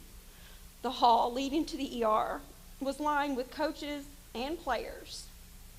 Guy Dean shared with me in the hallway of that ER that when the players realized my dad was hurt, that practice immediately stopped and all the players knelt and began to pray. What a sign of love and admiration these players showed for my dad in his time of need. Matt Dossie scooped my dad up, and David Truss quickly drove my dad to the hospital to get him the help that he needed. I'll never forget that day. But now, instead of giving his grandchildren a high five, they get a high four.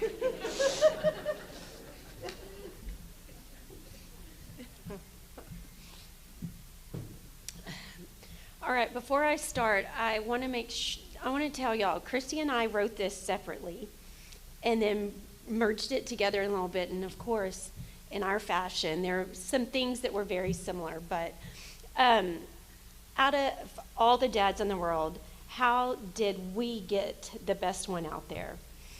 We are very touched and humbled by the support of so many who allowed our dad into their life. Every athlete that stepped on the field became one of his children. Every student that walked in his classroom became one of his children. He treated them just the same as he treated my sister and me, with love and respect, like they were his very own. Growing up, our house was an open door to all, thanks to my dad.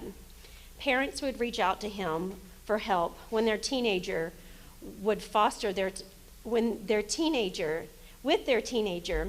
needing help with their child, needing his help to foster them and help them identify their strengths and to become better rounded adults.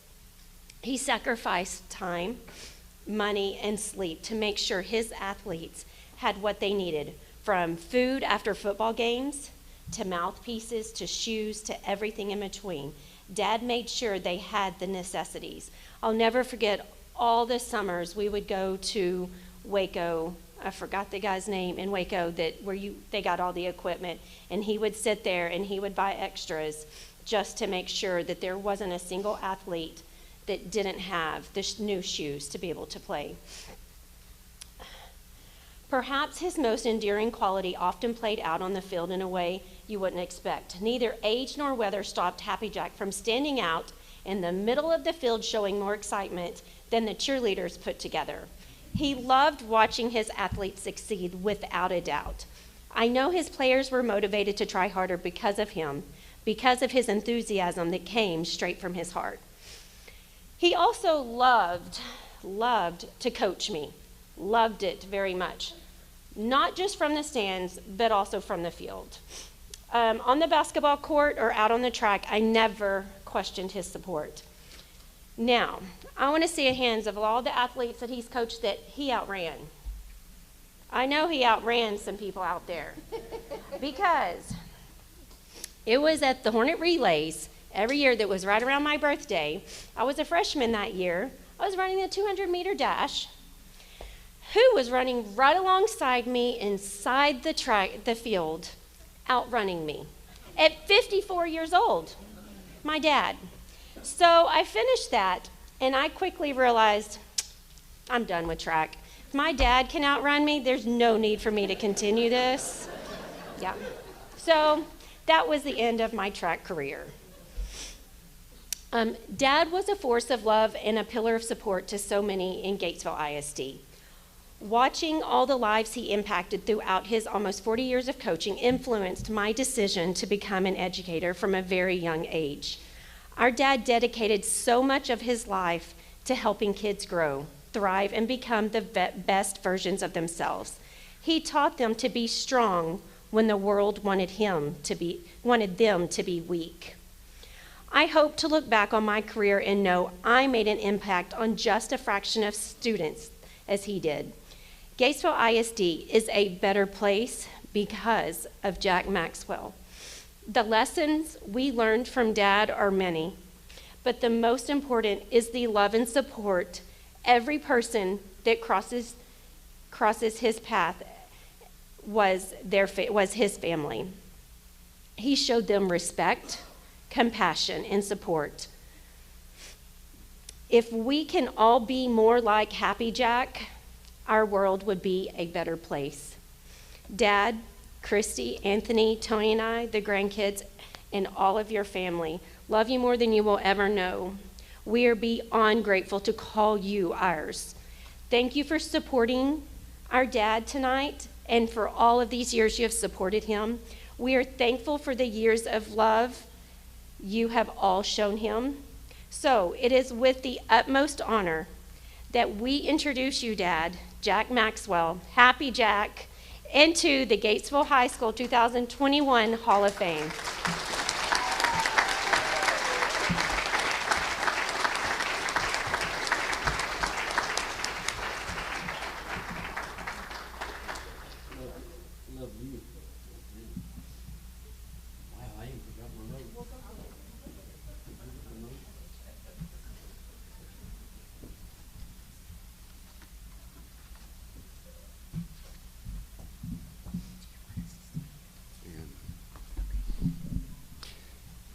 What else do I say? I think everything is that my daughters have said, and Mary Bishop, Charlotte. I don't know how more to express to these fine ladies. They became super friends. Mary, I don't know how to explain to you, and you do know this because we were so close as coaches because we loved the kids. And I got so many stories, but Larry McDonald has said that he's going to stand up if I talk too long.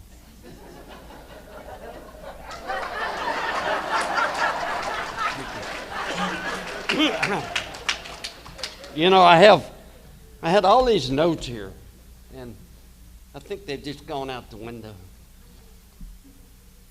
You know, I'm going to say this about my family. I'm going to tell you about my grandkids. I've got 4 grandkids that are my life, other than my wife of 51 years, my 2 daughters that were always there for me. But Mary, you and Charlotte are going to have to take second stage to what I'm going to do right now, because, you know, there's some ladies. There's a lady in my life, and this is a different way of doing things. But there's a lady in my life that made such a difference. And I think that my whole coaching career, she probably had the most influence and the patience to be my wife. 51 years, Linda Maxwell, I want you to come up. I've got something to do.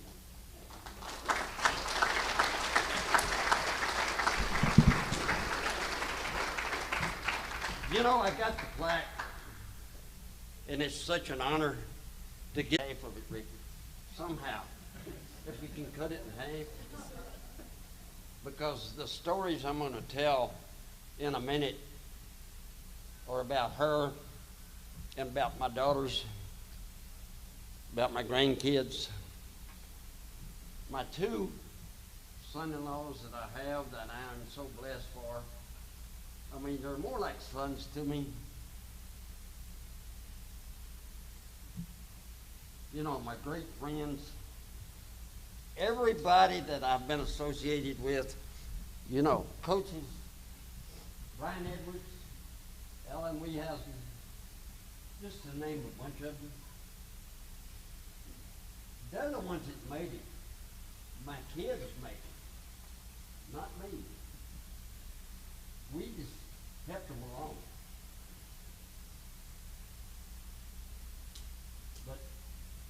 like I said, my kids, my athletes, to me, were my passion. Whether it was a young man or a young lady. You know, and I could stand up here for an hour, Larry. Probably will. I think Lou, Larry's wife, I think she knows me better. And she's always encourages me when Mike, now Mike is probably one of my best friends. Is another. Both old school coaches. And a lot of what I'm saying tonight is coming old school coach. So, but the first thing I want to do, see, I got wound up. The first thing I'm going to do is, this is out of the ordinary. And what I'm going to do is I'm going to give my wife, that was my #1 fan, this vase of roses.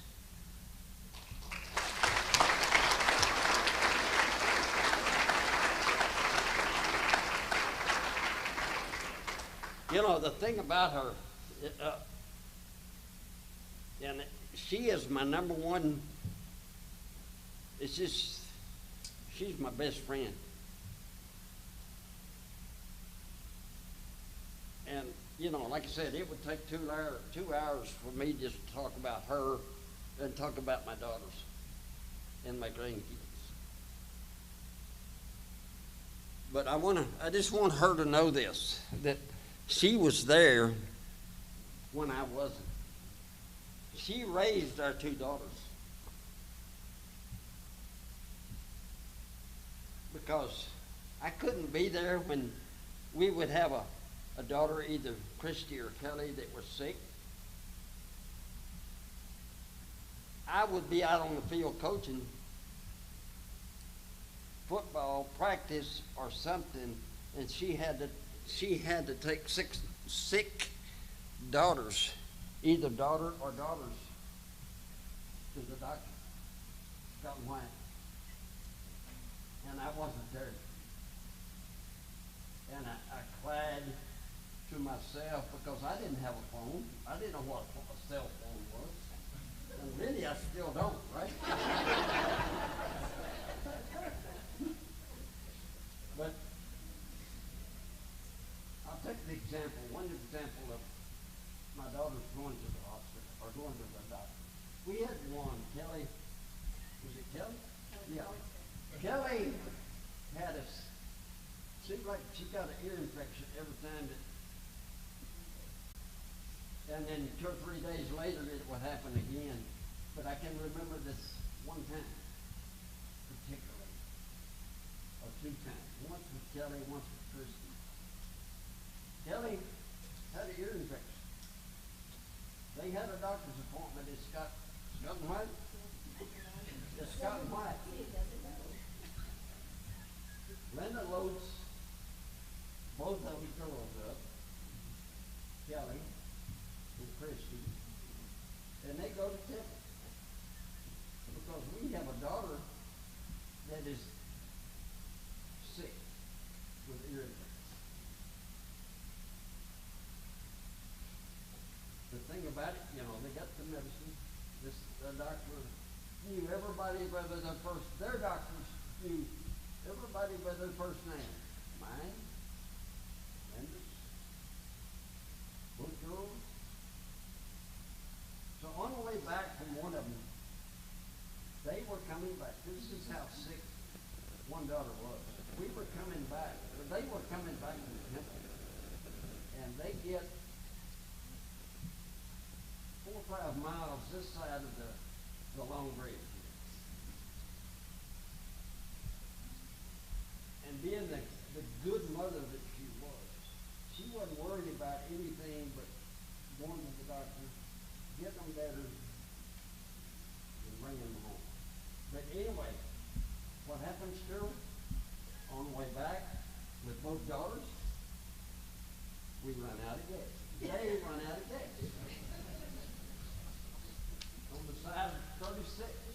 which was a narrow two-lane broad highway. But and I truly believe this, by God's as my ever witness, there was a house. They ran out of gas right next to a dirt road. It went up through this gate and went probably half a mile, quarter of a mile up to our house. And they go up there. And these fine people, she uses the phone to call me. Is that correct? Isn't that right? Yeah. Anyway, she calls me, and I leave twice because my family is first. And we took her gas. And like I said, there's many other stories of my wife, Linda, that if she hadn't been there, then a lot of these things wouldn't happen. And I'm going to tell you some stories on some athletes in a minute. No names. But I want to honor, and I'm getting completely away from my notes. Why? But it's like Larry said. Gary, I'm not standing up yet, but could you move by the mic because some of you can't hear me? You are. Okay. All right. Can you hear me? Okay. Sorry. All right. I had a special thing to say about my daughters. And I even had it written down here. But I'm going to do it now because they are me. Very intense ladies. And I'm going to tell you a little story about my two son-in-laws that goes along with them.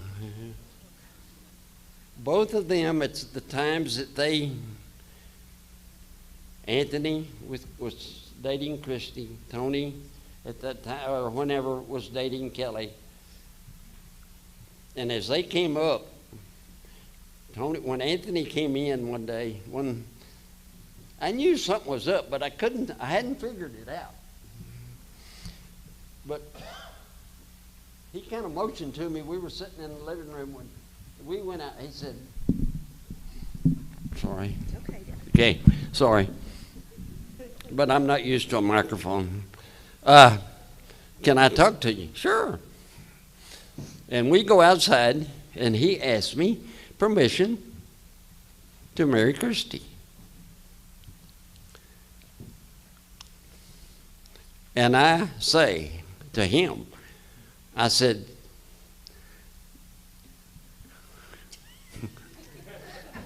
y'all want to close your ears? I said to him, I said, I hope you realize that you're marrying a Maxwell because of the intensity of her dad, the intensity of her mom, and the intensity of both daughters. And I think they have found out over the years. And I think, and then also with Tony, when he did the same thing with me and asked permission to marry Kelly, I asked him the same question. I said, are you sure? Because you're marrying a Maxwell. I give you my permission, but you got to know that you are going to be married to a very intense young lady. So, before we go any further, since I've already, my two great son-in-laws become good dads, good wives, good husbands, because you can see it from seeing my grandkids. My grandkids, I'd like for you to stand up. Come on.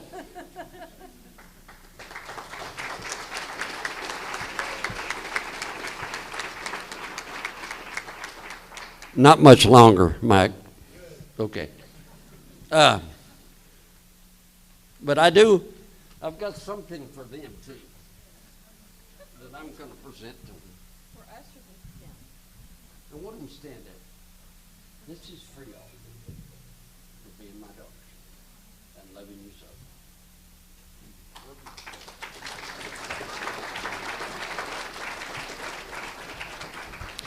And what I'd like to say, sorry kids, no money, no trips. But we usually go on a trip once a year. So either to the lake, we go to Florida, we go to Alabama, just wherever my grandkids want to go. But anyway, I do want to thank my wife, my two girls, my two son-in-laws, and my grandkids for being here and being there for me. And now, y'all can sit down because I'm going to get into the real story, which is my kids that I coached and the coaches that I coached with. Mary Bishop, stand up. Mary, Charlotte, stand up, please. Mary and I started out. Mary has probably had everything said about her that can be said. A true dedicated coach, loved her kids, would do anything for them. And like she said, late nights meant nothing to us because it involved our kids that we coached, treated as sons and daughters, and truly were blessed to do. That was my life. It's like my daughter said, that was my passion. And I don't regret anything I've done as far when it involved my kids that I coached, kids that I brought home at night because a mom is a single parent, mom or dad were working, or we spent the night, a kid of mine or Mary or Charlotte, they know this. We had many kids that were one parent or no parents. They lived with a guardian. And we didn't go home until they went home, had a ride home. We had never a kid, a boy, a young man, or a young lady that ever walked home. If they did, and we found out, they kind of dreaded what was coming. But Mary, Charlotte, I think everything was said about you too. And I am truly blessed to call you my friends. And truly I was blessed to coach with you. So, thank you very much from the bottom of my heart, because it would have never happened. The success we had with our kids, the enjoyment our kids had, how they felt about it. And there's just not many words that I can say. And I want to say, bless you too. I do appreciate you. Charlotte, I've got a story to tell about you. Stand up. Stand up. And what this story is, and I had forgot about it because I won't tell you which daughter told me this story. I think you know. But they were practicing basketball one day. Charlotte was due with a child. And Charlotte was trying to show the kids, is that right, how to do something. And she started falling. Do you remember this? And Kelly and some of her friends, or Kelly, I don't know the facts, exact facts, but they've grabbed you as you were going to the floor. Ricky, did you know that? See? And you know, when Charlotte got up, I know this because I wasn't there, but she had that smile on her face. Even though she might have been hurting, tired, because 2 days she's going to be a mother. But I just want you to know that there's not more I can say. I'm real honored to have been a part of your coaching. Okay, I want to tell some stories on some of my kids, Larry, and then I'll let you go. I'm going to tell a story. Some of you might need a Kleenex on this one. I've got a story on not even my family knows this one. Nobody knows it except me. Except me, the athlete,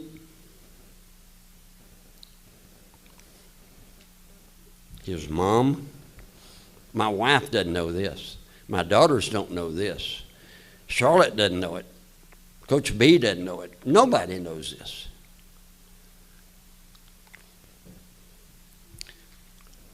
Had a single mother, had a young man, had a son, had a daughter. One day after practice, time out, just a second.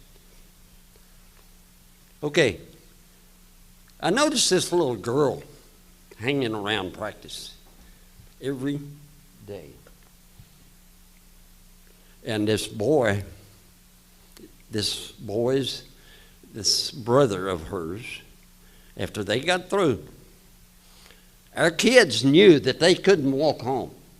They couldn't leave the campus because we had coaches that made sure they didn't. We stayed with our kids.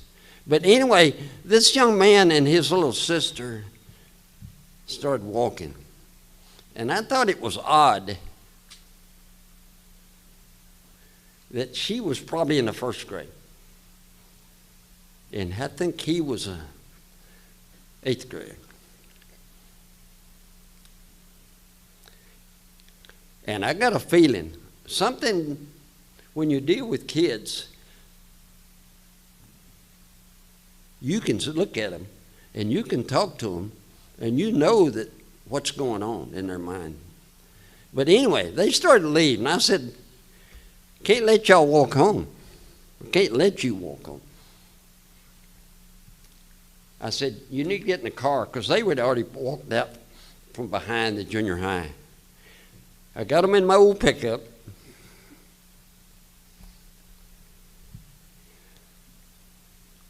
We put the little girl in the middle. I had some water in my pickup that I kept in my pickup for drink. And they sat, the little girl sat next to her brother, because I guess she was scared of me because I didn't know anything about her. Anyway, I said, okay, where do you live? And the little girl didn't say anything. But the boy says, Coach, just keep driving down this road and I'll tell you where to turn and where to go. Okay, good. We go towards town. The old Gatesville courthouse up here. We turn left. And for you people that lived in Gatesville or know anything about it, the old Fauntleroy Park used to be just a dirt road down to an old park that was, and all it had at that time was old restaurants for men, for girls, men, and women. We wound up going by the turning left before you get to the courthouse. We go straight down that street. You know, and I thought the boy was say, well, Coach, I live here, or we live there. We kept going. We went into the park. He says, this over here is my mom's car. We drive over there where his mom's car is. And the boy, we got out. And I said, well, where's your mom? And the young man said to me, he says, sir, always respectful, sir, my mom is working. I don't have a dad. And that hit me like a ton of bricks. So, a boy, 14 years old, a little girl, probably first grade, and they lived in a car.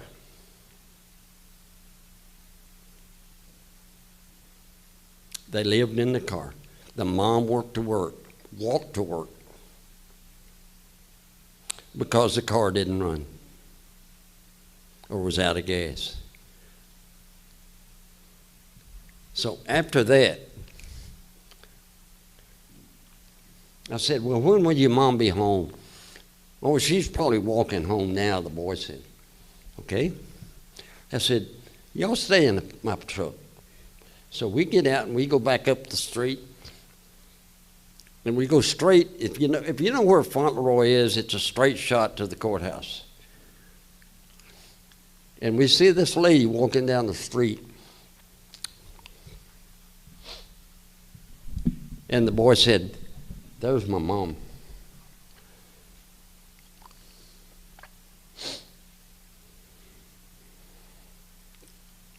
And the mom is walking from work, walking back to her car, has a little sack with her of what they're going to eat that night.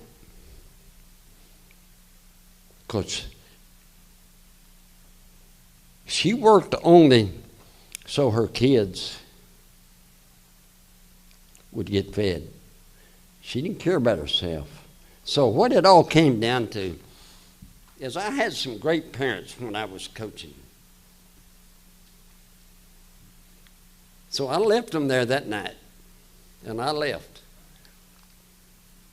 And I started home. And for some reason, I couldn't go home. I turned around, went back down to the park, and maybe I wasn't supposed to do this. But I had stopped at a grocery store, a drive-in grocery, and I had bought milk, the essentials, something you could eat. I bought that, took it to them, and the mom hadn't told me the complete truth because she was embarrassed. And this was their supper, what I took them. And also I said, "Ma'am,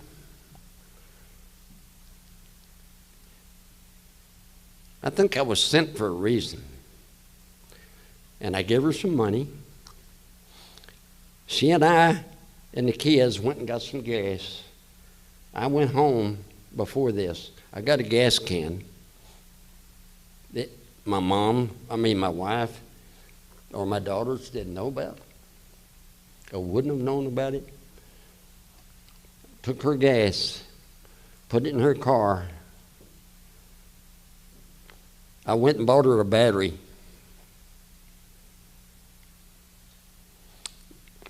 The next day after school, she walked from her work. We put the gas in. I put a new battery in.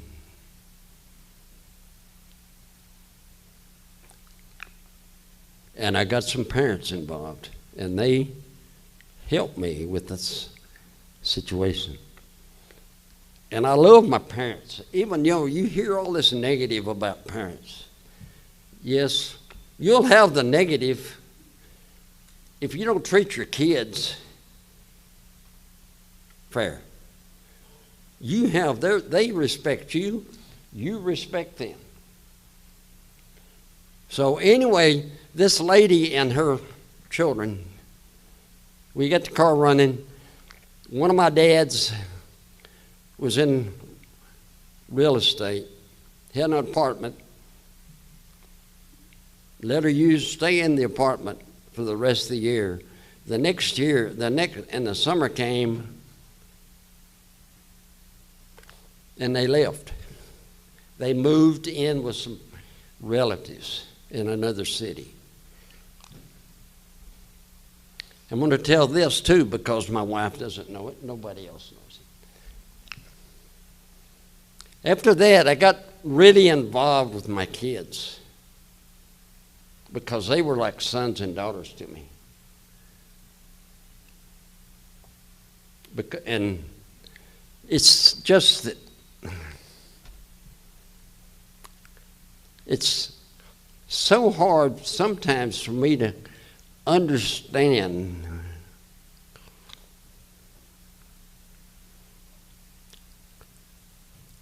why your kids are not your first responsibility, and your wife or your spouse.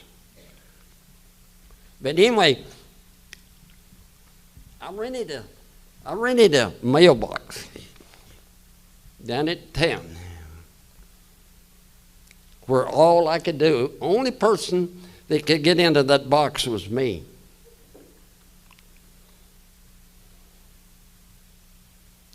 And this is where I got my messages from parents, from mothers, from dads, from kids. Only I knew it.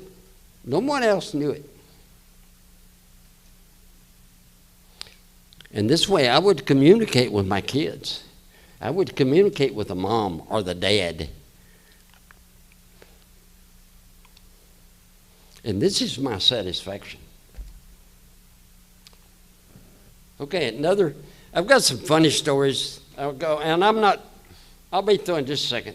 But when I'm talking about my kids, Larry, it's just hard to stop. Anyway, I've got this during the football game. This was the year that I had a team that went undefeated. I'd already talked to the coach from the other school. We got down and we scored. We were getting ready to score.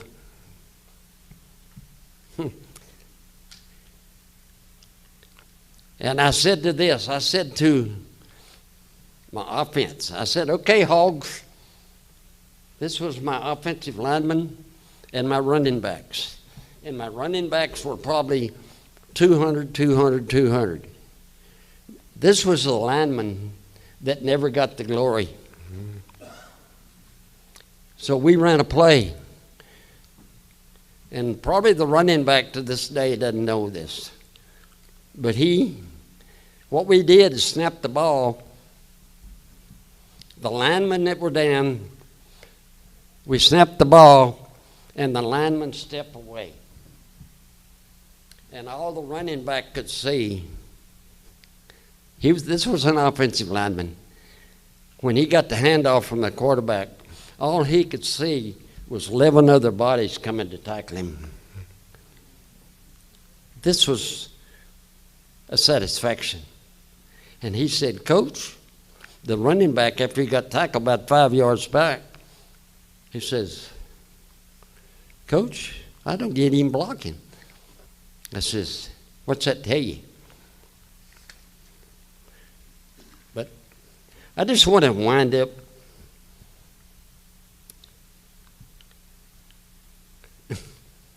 Went to the ball game, halftime. I stayed till halftime, and I couldn't stay any longer because I was going to get so involved with what was going on the field, Ricky.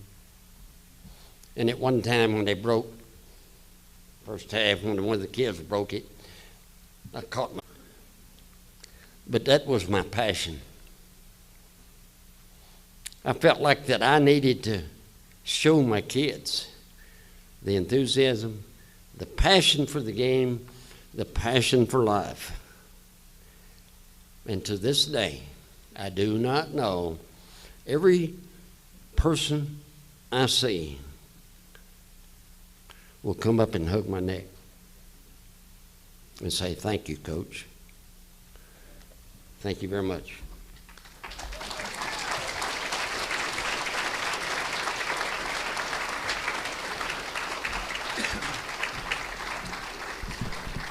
Hey, I can't call you Jack. Coach Maxwell, you need to stand up for a minute. That old field house that Bob Edwards and Keith Stewart had mentioned, that's been there for a while, it's soon going to be coming down. Soon. The old field house. Yes, sir. So we're in the early stages of preparing to build a new one, to build a new field house tied into our new weight room and a couple other things. When we do this, it's going to be known as the Jack Maxwell Athletic Complex.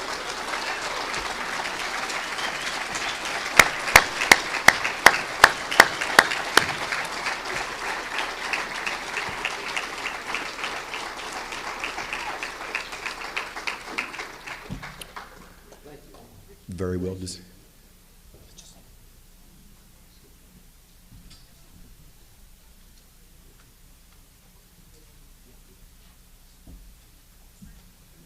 How about one more round of applause for all of our inductees tonight?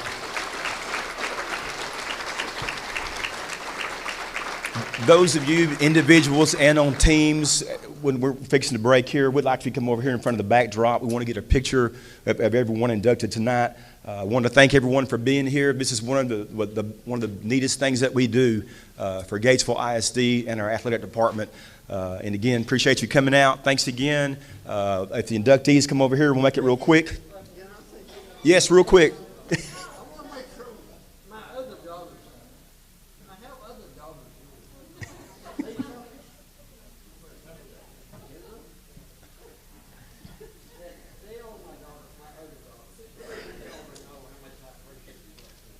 All right. All right. Thank you all very much. Inductees, we'll see you right over here. Thank you all for coming.